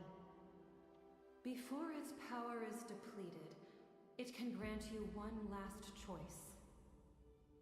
You can return to the divergence point he created, or remain in this false Philos. Aha! Okay.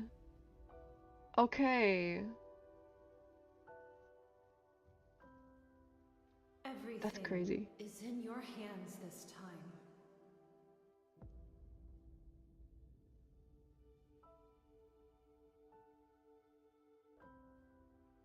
Everyone was in a simulation?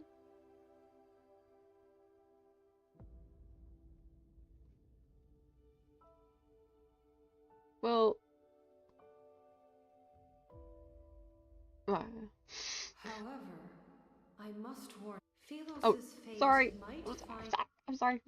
However, I must warn you. If you choose to return to the past, this world will immediately collapse. I mean, yeah, if you go back in time and create a new branch, then yeah, then this branch would cease to exist. It's like, yeah, it's like it never existed in the first place. 'Cause yeah. A new hope, or it will march toward irreversible destruction once more. Even you shall become an unknown variable. Not unless MC is the anchor for the timeline, I guess. I guess, yeah. Have you decided? I want to go back. In the boundless passage of time, eternity is nothing but a stagnation. And existing in such a state is meaningless.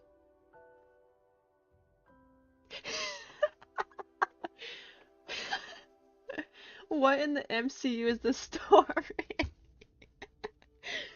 Yeah, I was not expecting this. Damn. More importantly, Xavier shouldn't be trapped in that darkness.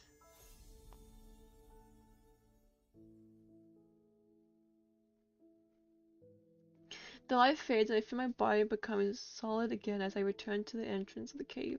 I come to my senses and I look at my hands.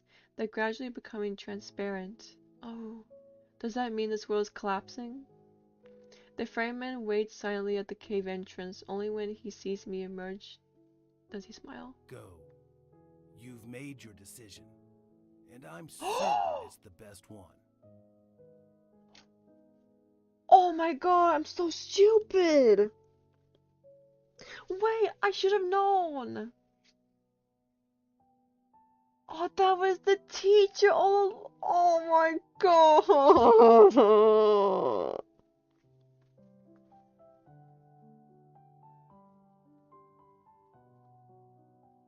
I didn't even think about that. Yeah. Oh, he was Xavier's and MC's teacher back in the Lightseeker myth. Oh my. Oh. Oh my god. Child, I have always been proud of you, and you've been through so much. As your teacher, I owe you an apology. Bro. I stare at the old man's familiar face, yet I can't remember who he is. He says nothing else. He hugs me before giving me his home. Wait. He doesn't stop, nor does he look back as he walks into the river. The waters lap the shore and wash away his last footsteps. Dang. Dang. The small boat rocks back and forth as it sails along the inky black river. Yeah, he just peaced out. Acting as my guide, the glowing orb of light that was hanging from the boat vanishes once the boat docks. Shadowbind anxiously paces back and forth along the riverside. He calls out to me when he spots me. What if you didn't know how to move the boat? Well, we did. She moved the boat like she was using the boat a number of times. I mean, I don't know. Never mind.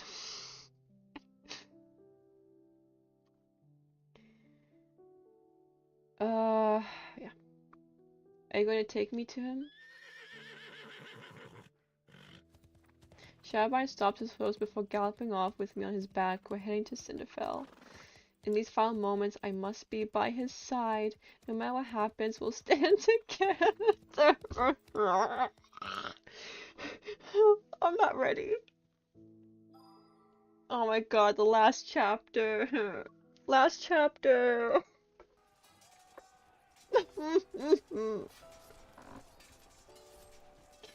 Wind sweeps across the wasteland. The sky is drenched in blood-red light. In the distance, battle standards lie in the mud. Revenant's knights stagger between mountains of corpses. To watch the world fall apart, not the best date idea. Ah, you're funny. No one knows when the horns of war sounded. On this night soaked in unnaturally bright moonlight, the Revenants are reminded of the great battle that destroyed Philos.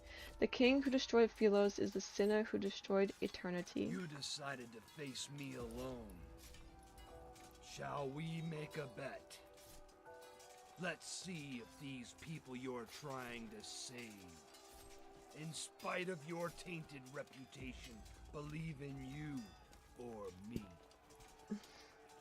All survivors of Philos, your former king has rendered your sacrifices meaningless! Hordes of Revenants walk. They drag their stumbling feet as they approach the city wall step by step. Broken arrows and spears lie scattered on the ground. Meanwhile, he's encircled by thousands of Revenants. Countless spears are thrusted to...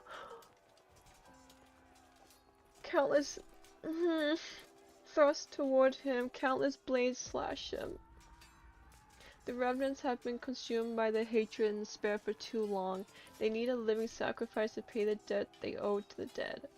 Yet Cinderfell was never meant to exist. It doesn't belong to the living or the dead. The light blade that once protected the kingdom has transformed into the dark blade that slays the dead. Before its collapse, he entrusted the protocol to me, along with Philos' last chance of survival. From that moment, I was the only person who could access the divergence point and return to Philos. Yet he would remain trapped within this madness in eternity's embrace until the apocalypse arrives. Bro. Massive sword roars as it slashes and cuts. It impales one Revenant soldier after another as they launch toward him. However, the Revenants slowly realize the blade that once struck fear into them can no longer reduce them to ashes. Silence lasts for a moment, then they erupt into a frenzy. That sword is no longer the arbiter of death. They cannot be destroyed. There's no need to be afraid. They celebrate, they howl, they surge like a wave toward the lone figure who still stands within a sword. Xavier! He turns his head, his gaze passing the flames and smoke of battle. When we make eye contact, surprise appears on his face. How did you... Why did you think I'd go somewhere without you? I spare a shadow of Brian through the Revenant horde. Without any hesitation, I charged toward him. As our paths intersect, I lean down and grasp his wrist. I pull him up behind me in one swift motion. I'm the one... Sorry. I'm the one holding his hand this time.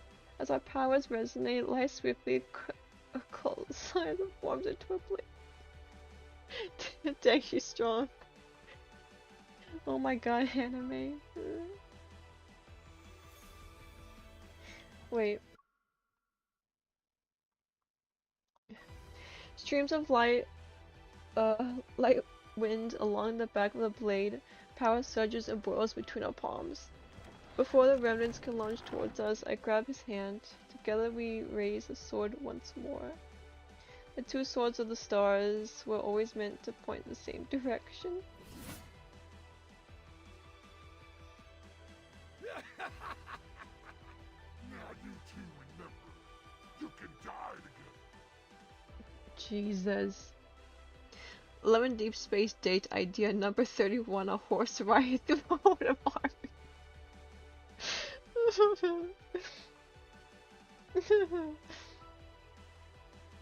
doesn't need traitors. May you have an audience with eternity.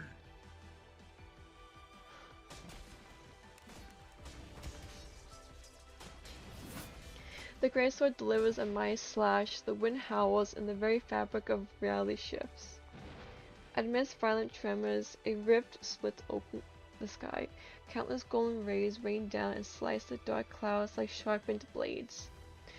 Philos' apocalypse shall descend at long last. It's the light! It's the sun! We've returned to Philos, our salvation!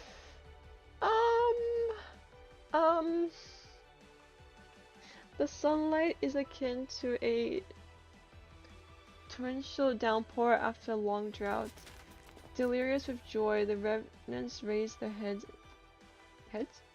Yeah, and race toward a small hill formed by piles of armor. They're desperate to be the first one to touch the light. Now y'all are gonna get sunburned. Yet it's too dazzling and brilliant that it's impossible to look at. The revenants are forced to close their eyes. The black armor covering their bodies starts to crack. It happens once, and then there's another crack, and a third crack appears. Crystals rapidly spread across the skin that's touched by light. They reach the shoulders, chest, and arms. Yep, that's what sunburn feels like. Monster! I've become a monster! No! This is a wanderer! Is this the price they have to pay? Their faith that's forged from lies, a pilgrimage built upon flesh and blood, all of it leads to an even more absurd death. The overwhelming flood of light knocks them down and breaks them. In the distance, atop a pile of armor, a lone figure remains. He sways as he's about to fall, yet he struggles to stay upright. The eternity of Philos! It cannot! It cannot! Oh. I thought I was talking about Xavier for a second, but yeah, no, screw this guy. Bye-bye! Bye-bye!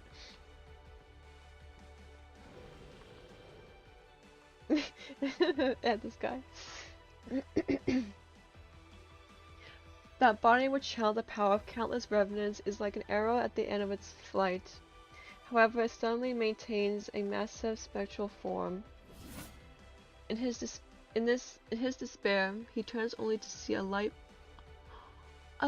blade tear through the heavens. It rushes toward him with an overwhelming force.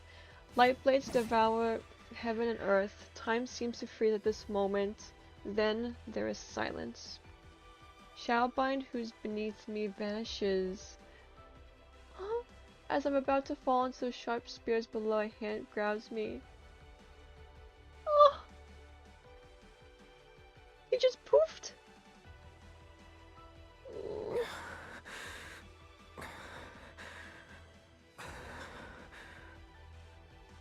Not too far, the horse died. Not the horse! Xavier! The radiance of the sun and the moon emanates from his body, yet the heavy blade in his hand can no longer be lifted. No, not Shadowbind! The world falls into silence, only he and I remain. He kneels beside me, he silently looks at me. He opens his mouth as if he's trying to speak, but he can't utter a single word. I realize it's the first time he said my name since I arrived in this world.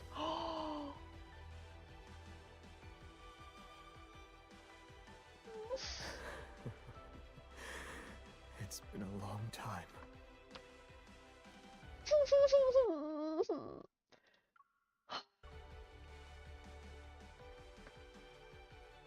He wipes away the tears from the corner of my eye, yet more replace them as a quickening rate.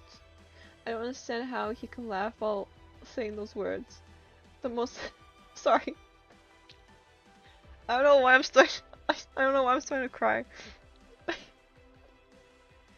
The most important person in my life left me for a faraway place.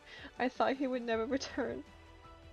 The days we spent apart grew longer than the days we stood side by side. Was this your choice? What? I'm actually starting to get emotional. I shake my head, then I nod. He doesn't actually know my decision. Good. The choice you made must be the best one. When the floor petals mingle with ashes and float into the sky dyed by twilight, our story is coming to an end. Are th- No! No! No! No! No! It's cold!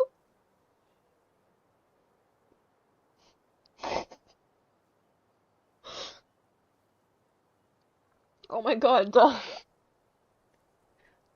Love and Deep Space date idea number 32, watching a love die in your hands. Well, Love and Deep Space likes to use that date idea a couple times now. Watching a loved one die in your hands. Infantfold. No, what is this? What is this?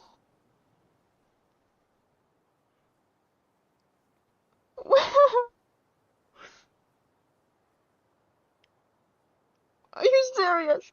Why is it always a flower field?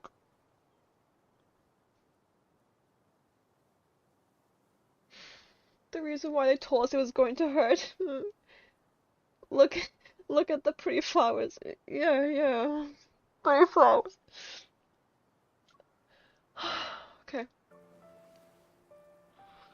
Are you kidding me? You said my shoulder was cold and a hard pillow, and yet you slept for so long. Do you like this one? Remy, that was exactly what I was thinking. It reminded me of Silas's myth, like the flower field.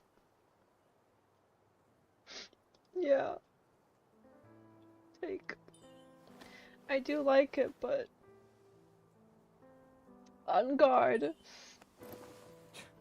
You have a unique way of showing affection.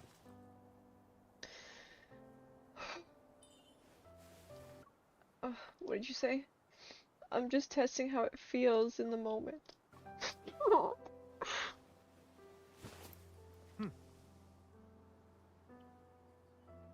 His face.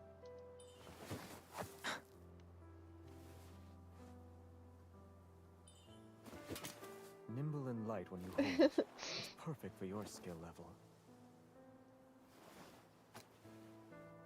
It managed to strike the crown, has good durability, and is good as a sword. The sword is well made, but the storm has passed in this world filled with sunlight and flower fields.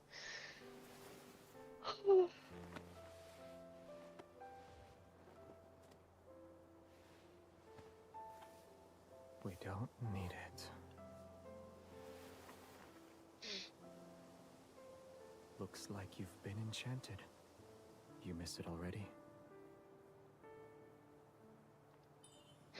Of course not.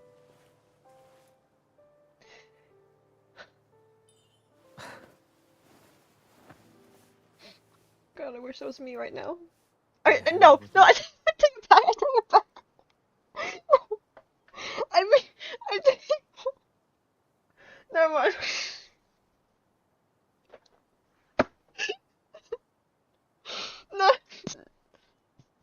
Not in this scene. I just mean lying on his lap, but not in this particular scene. Never mind. Never mind.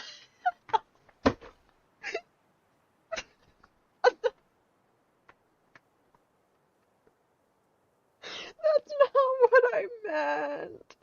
That's not what I meant. I take it back. That's not what I meant.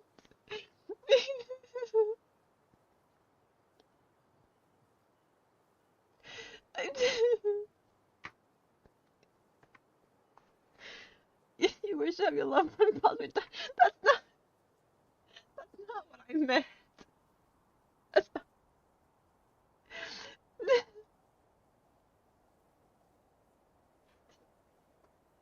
I just,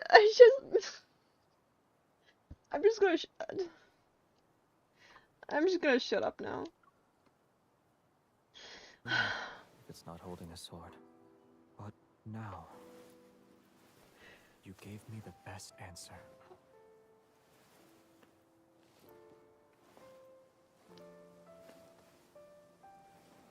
Oh my god. The sunlight and flowers are too peaceful. We could use a lively friend.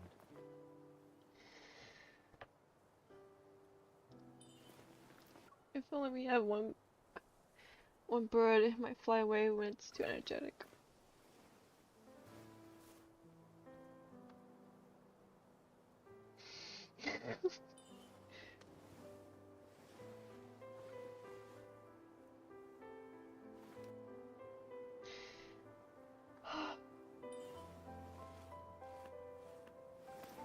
This, I'm sorry, but this also reminds me of when we put flowers in onto Saz as well. And now for this, we're putting flowers into each other's wrist. Anyways, what? When there's two of them, they'll be attached to each other.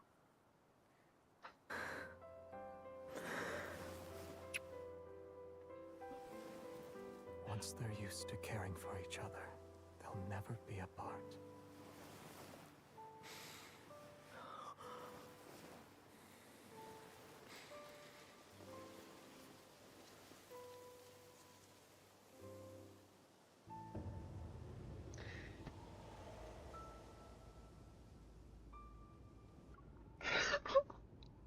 What? No! Unfold! And that sounded very no! My goodness face! I can't do this. I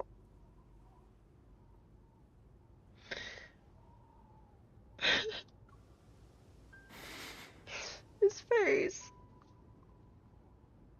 Are you kidding? Are you kidding me? And the and the music too.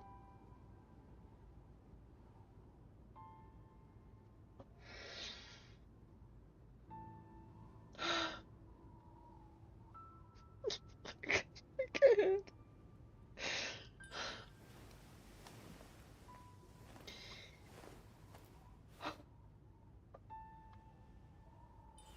Your face is so cold.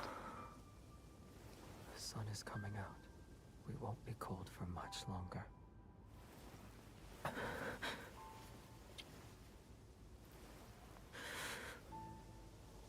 We'll always be together.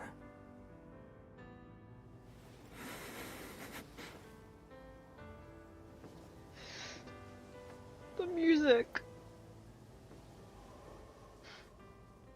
The music.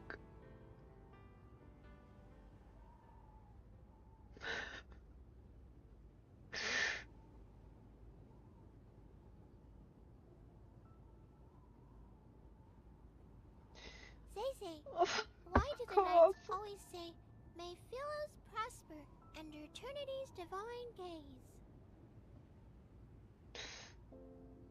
Yeah, just a little nap, yeah.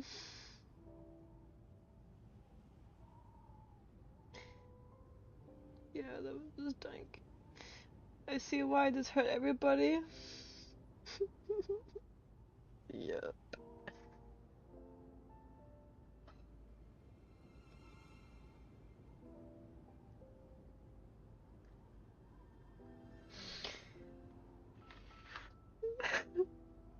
Oh,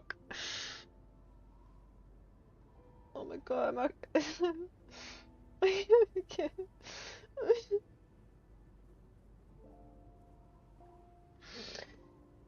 He will always be our king.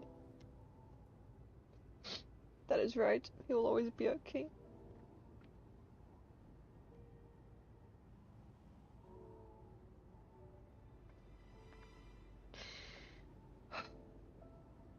Is it because we have very, very long lives?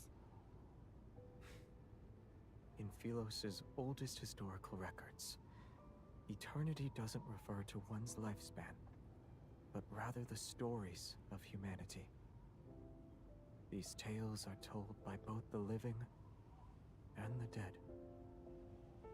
The living gather the embers left by those who have passed away. The footsteps of the dead echo in the dust.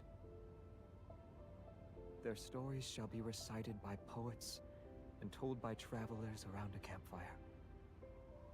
When their names are spoken once more,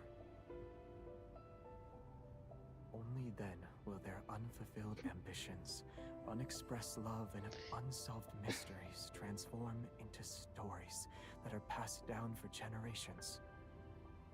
And to endure the test of time can be seen as a divine miracle. Eternity has always been about stories that can immortalize humanity's joys and sorrows.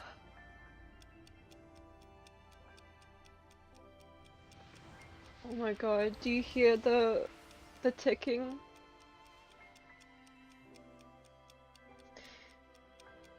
As soon as I let go of his hands, the world is released from some kind of constraint. Everything begins to move backwards.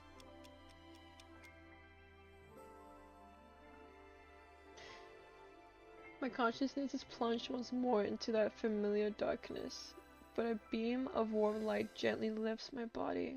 In the rapidly flowing river of time, I witness many miracles I've never seen before. A tree learns to stand again from the scorched earth. A bird breaks free from the mud and takes flight. All the wilted flowers, with faded colors, return to hands of knights rushing to meet their beloved.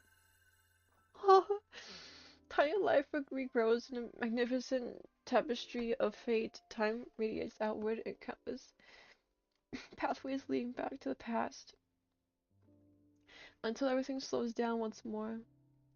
At the very last moment, I hear a gentle voice speak. Thank you for choosing him.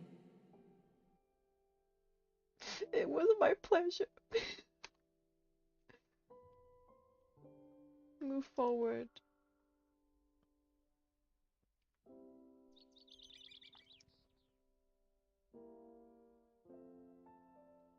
To past lives?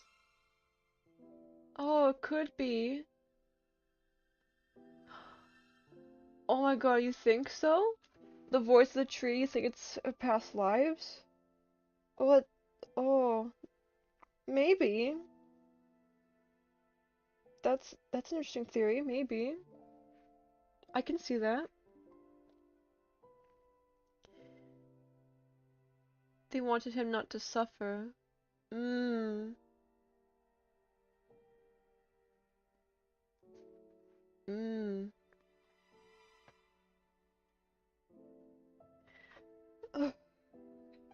Outside the castle, the sky is clear and the air is crisp. The surrounding landscape sits in silence. The skylarks, soft drifts down from above. Who else would care, and who has spent a bunch of time down there? Ooh. You could be onto something, yeah. It could be. That's interesting, yeah. This day is no different from yesterday, just like countless other days that have slipped away in Philos. A small boy! A small boy needs amongst the wild flowers. He struggles to lift a sword that's tall to himself. You had a selection of weapons presented before you. Why did you choose the sword? Is that his mother? It suits me. Oh my god. I'm sorry, his voice is funny. It's cute though. Philos' royal family has always upheld tradition of honing martial prowess. Throughout all his training, he showed a strong aptitude for swordsmanship. It's as if he was born with those nimble, graceful techniques already ingrained in his heart. In less than a month, he surpassed the old students who were training for a year. They say that once a knight takes the sword, they must shoulder the responsibility of protecting Philos.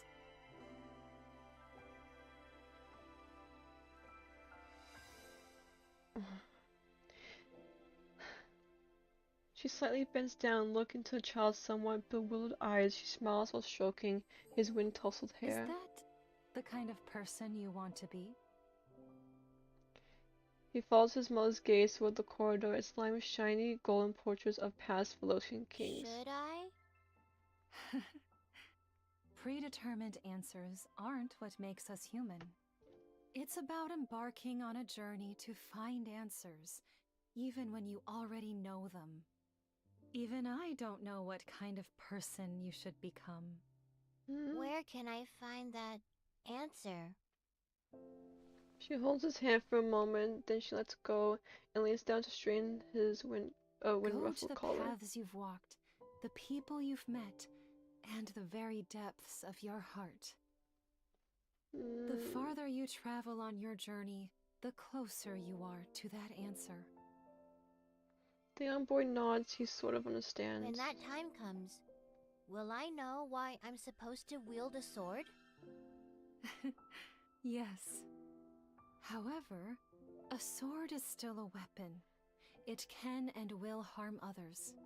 Knights wield swords for their king, and kings wield swords for their country. You shall have peace in your heart only when you wield your sword for the choices you've made of your own free will. Damn.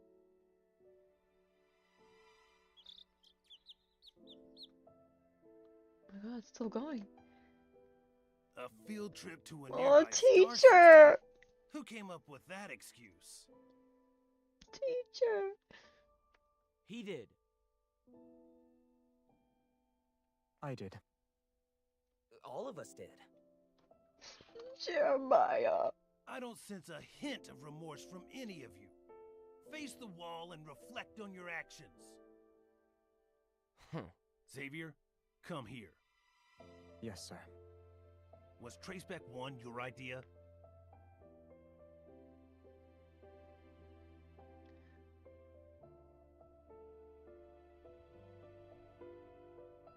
Oh. Yes. The backtrackers and the secret base under the library were also your doing. Yes. I must have committed terrible sins in my past life. How else could I have ended up teaching self-righteous fools like you? Damn. Wanderers have gnawed this planet inside out. Why are you pretending you can't see it? It's not your turn yet. Shut your mouth. Stubborn old fool. Oh my god. A kingdom will not capitulate to anyone. Not even its crown prince. I just realized who... how you pronounce it? Isa? Is that how you pronounce it? I don't know. I just remembered who he was. He was mentioned very recently in one of Xavier's cards.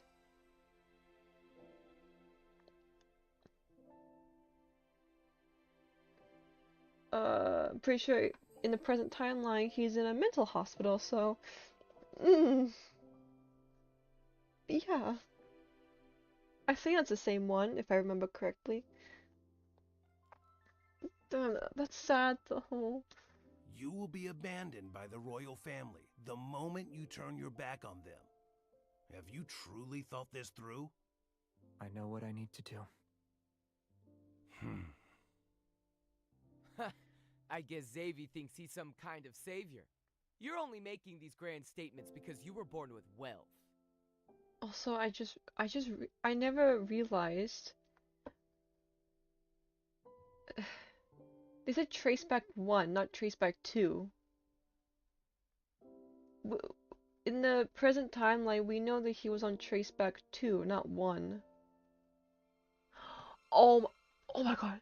Okay, okay, I'll talk about it afterwards, but if I remember. But... Oh my god, it's crazy. This Okay. has nothing to do with you. You're jealous he's the crown prince while you're nothing but a forgotten hooligan from a branch fit. Oh, I see. Is it because you lost to him today?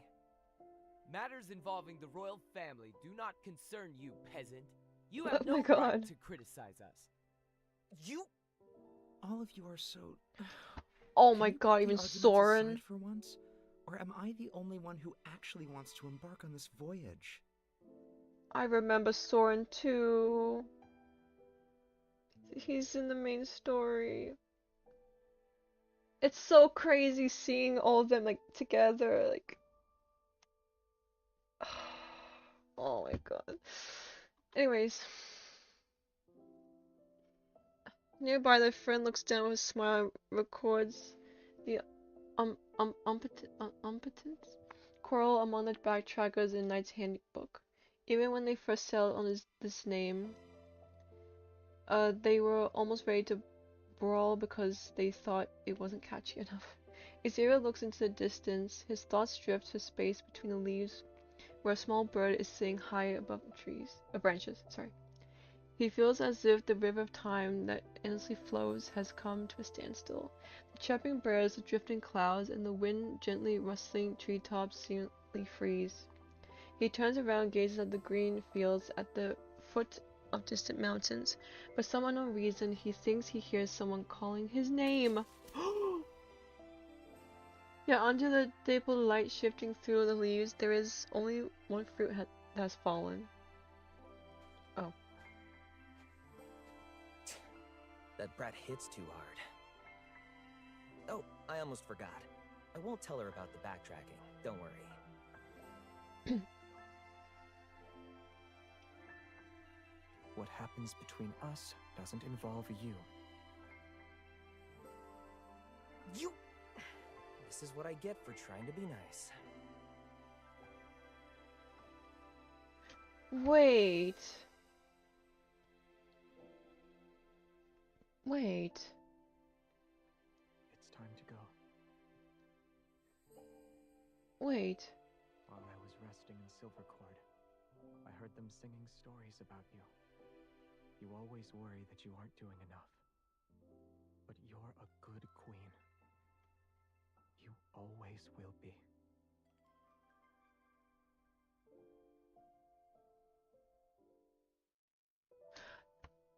That was new, wasn't it?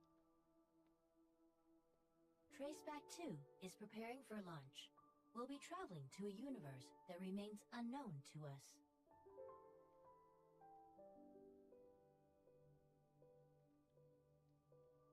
Okay, wait a second.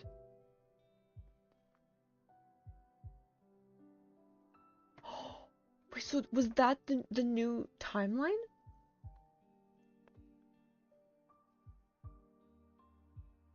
Okay, because I remember in Lightseeker, MC was not aware of like, if I remember correctly, MC was not aware of like why Xavier was leaving, like why he left. She was just left confused and hurt basically because he just left without like explaining or anything. And yeah, what Jeremiah just said was that they won't tell her anything. And they were just talking about Traceback 1 too. Oh my god! Okay, so Traceback 2 was the correct timeline then.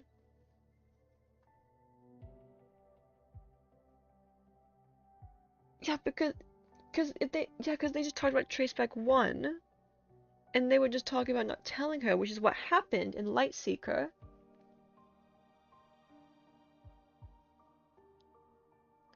But now, when Xavier was talking to her just then,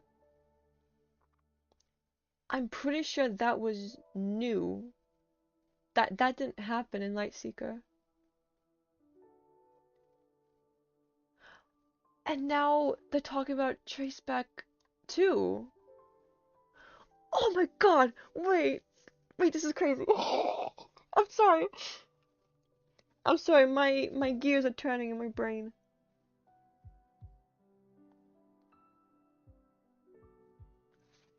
Oh my god.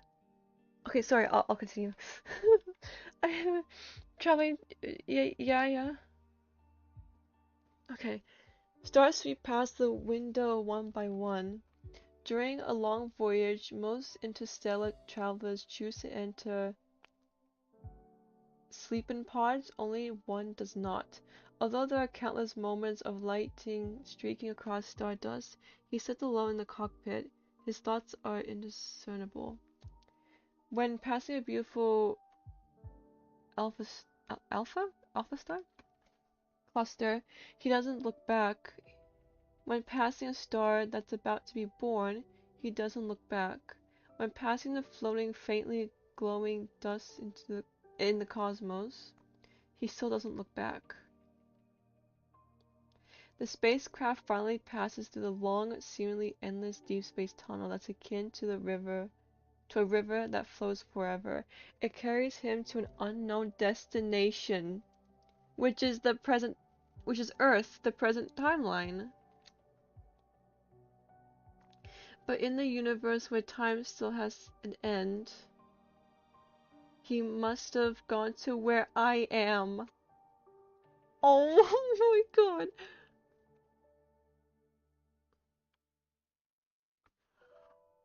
Oh my god.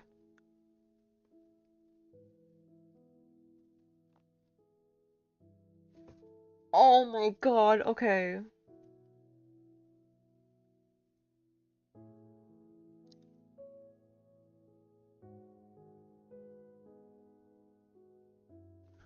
Oh my god, that's crazy! Okay. Wait, so that was a good ending then?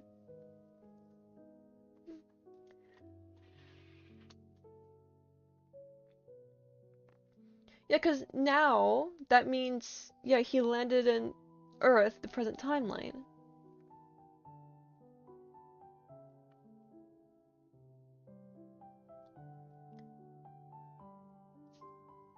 Oh my god.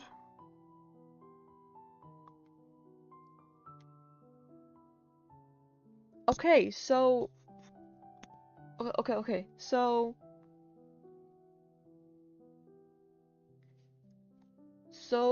the original timeline, all that happened in Lightseeker, didn't tell MC what was happening. Xavier left. At some point he came back, but then she sacrificed herself.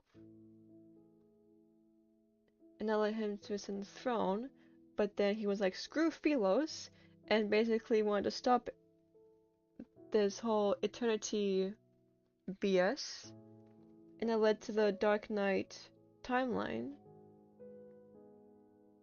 But now MC literally went back in time to form a new branch, and now the old branch, wait, but that means now it never happened. Technically, it never happened then. If she went back in time and created a new branch, yeah, because the tree said that branch will collapse. So doesn't that mean technically in it? I don't know how time travel works. Okay, I don't know how it works. So does that technically mean it never happened? I don't know.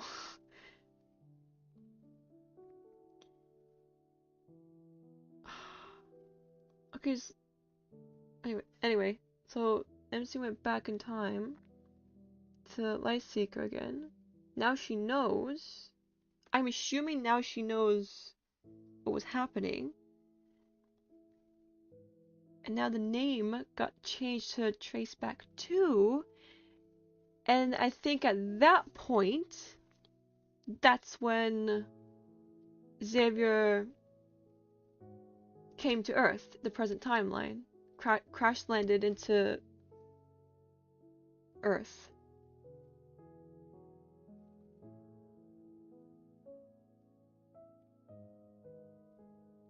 Oh my god, that was crazy. Oh. And yes, hello. Hello, Kiss of Come. Hello, hi there, sorry. My mind is, my gears are turning in my brain after finishing that myth, cause holy, time travel confuses me a little bit, but best not to overthink it. I think that's the point of this. Yeah. Anyways, I'll stop thinking about it before my brain is fried. But, oh my god, that was phenomenal. I loved it so much. Like, I cried. I didn't fully cry, but I was very emotional and was tearing up quite a bit. But it was also a good ending. Because MC saved him, basically.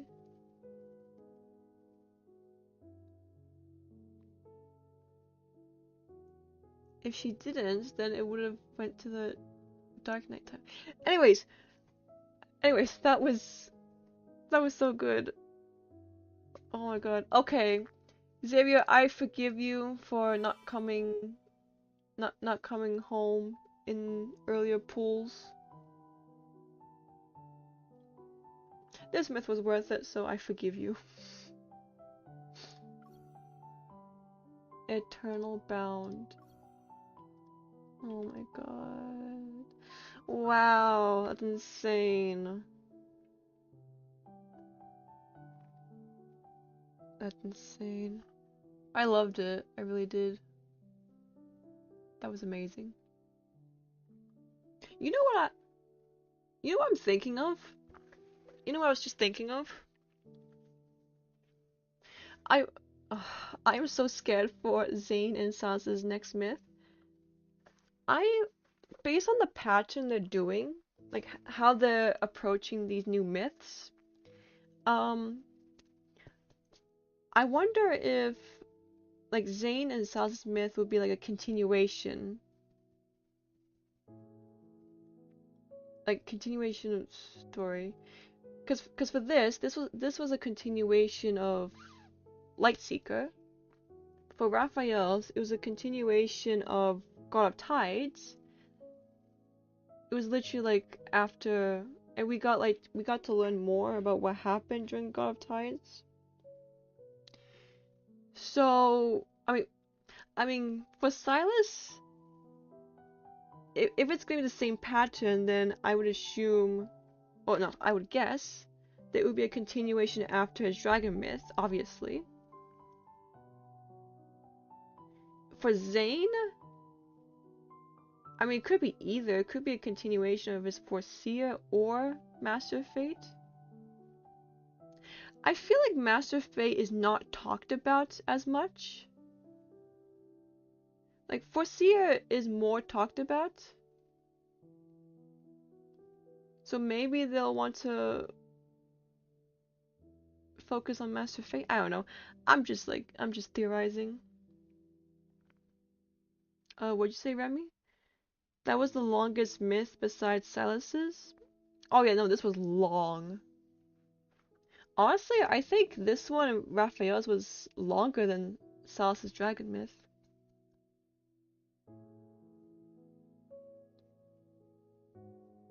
Yeah, but I think, yeah, out of all of them, I think this one was the longest by far. For sure. Which is good. That's good. Like, give me more story and lore.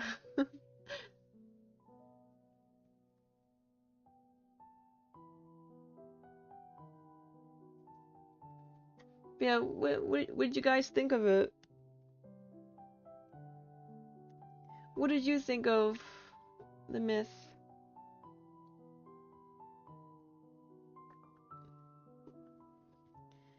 The knight slays the dragon?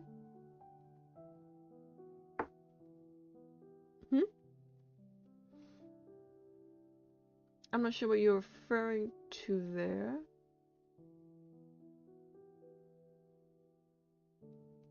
Sorry, I'm not sure what you're referring to there.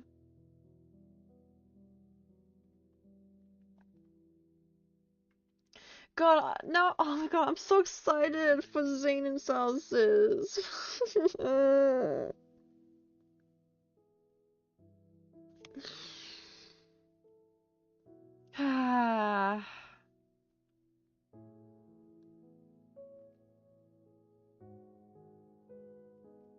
Commenting on Xavier versus Sals's myth? Oh, I see.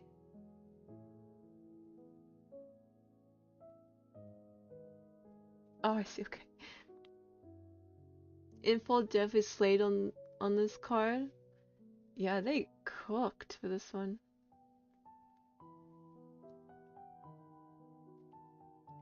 The thing with it being a deleted timeline is a bit annoying because like everything was real good. Yeah, that's what I'm saying. Yeah, see that makes me sad then, cause like, cause technically, yeah, like you said, technically it being a deleted timeline, that means doesn't mean like it doesn't exist, like it never existed. And like MC and Xavier shared like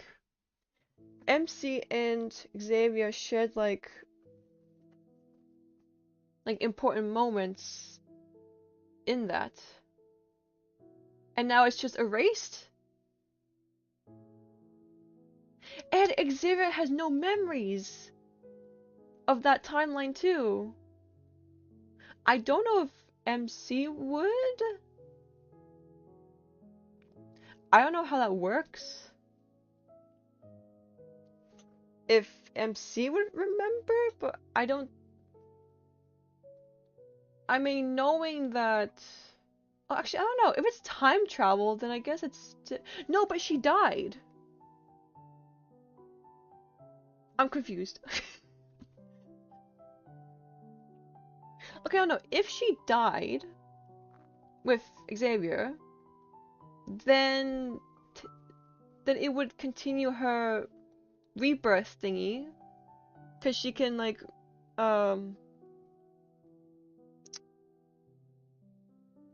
know, she's continuously like reincarnating or whatever, and every time she does, she loses her memory. But if she like managed to like go back in time before she died, then I guess she could still have memories. I don't know how that would work. I don't know. He wouldn't know her then, so like doesn't he have no backstory with her now?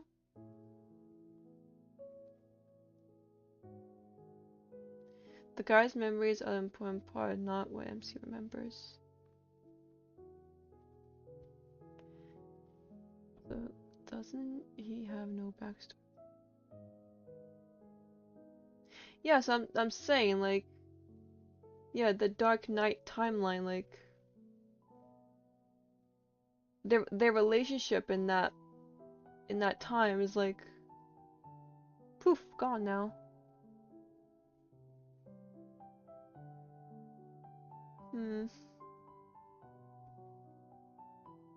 I don't know. Anyways. Anyways.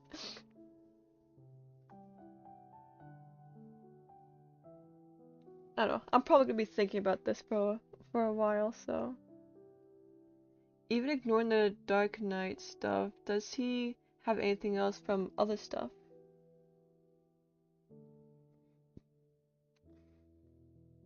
Well,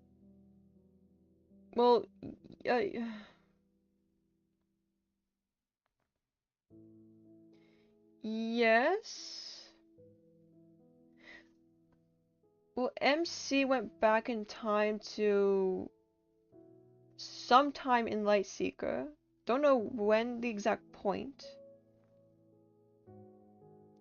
But yes, Xavier still does have, sorry, Xavier still does have backstory with her because he still knows her, because in his third anecdote is where he met MC for the first time. Like the first time. But then she died at that time. And then he met her again during the Lightseeker time. So yes, he so technically yes. But no, everything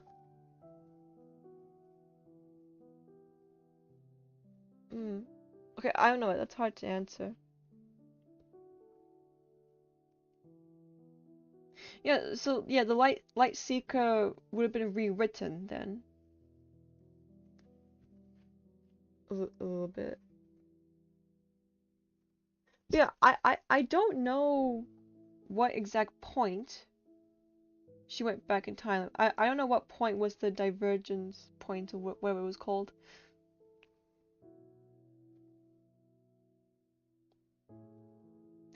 You need like 3 business days to absorb all of your information. Yeah, I know. Okay, that was a worry I had with this time stuff with him.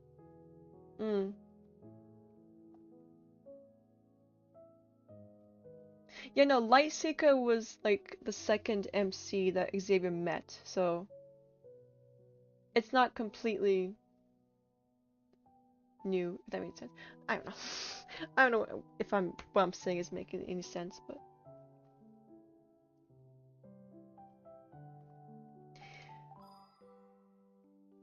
gosh. Yeah, this is the Lightseeker myth. Shooting stars.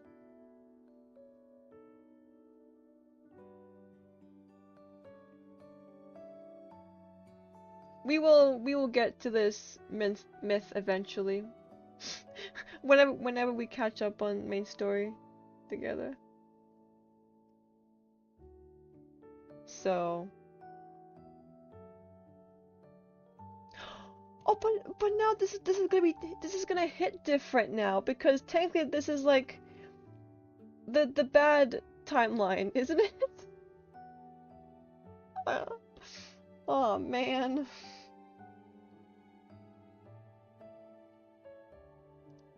And Sonia. Oh my gosh. Oh god. Hello. I haven't eaten, no.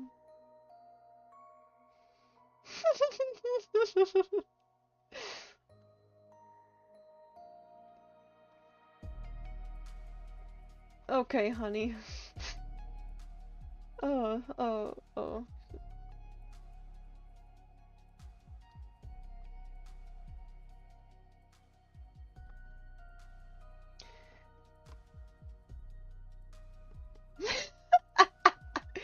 Going from the car we just had to that. Yeah. Weird in a good way.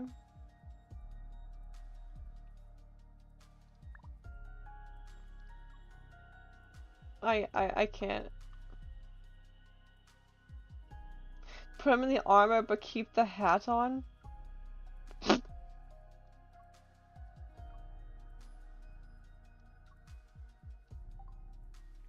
loneliness of eternity will only find release on the night when stars fall. Okay, bro. Perfect. Actually, you know what? I want to take a picture of that. camera. Perfect. Oh, perfect.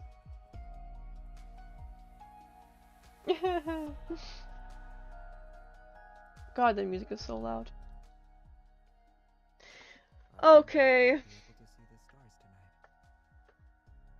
Okay, Xavier. Okay. Well, that was Fallen Crown. Wait, what's it called?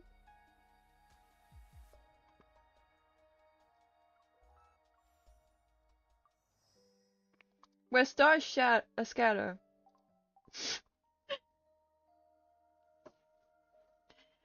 Thanks for streaming the rest. It was fun. Of course, my pleasure. This was great. Nice, calm, joyful story. Mm-hmm. Feel a pleasant moment. Mm-hmm. Thank you for accompanying me. Thank you for accompanying me. Tears of happiness. Mm-hmm. Also, I'm very glad that OBS didn't crash today. I don't know if it's my internet or OBS problem, but I'm glad it didn't crash. Like last time. Okay. I will end it there. You should go to sleep soon. Yes, I will. Thank you for sticking with me. I guess for now, next stream will be whatever the next banner will be, I guess. Unless I decide I want to do something else, but I don't know. As of right now, I don't have plans for next one, so I guess we'll see. Okay.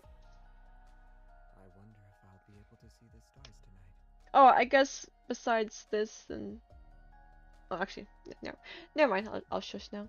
Okay. Bye bye. Thank you. Goodbye. Have a good night. Sleep tight. Bye bye. Bye.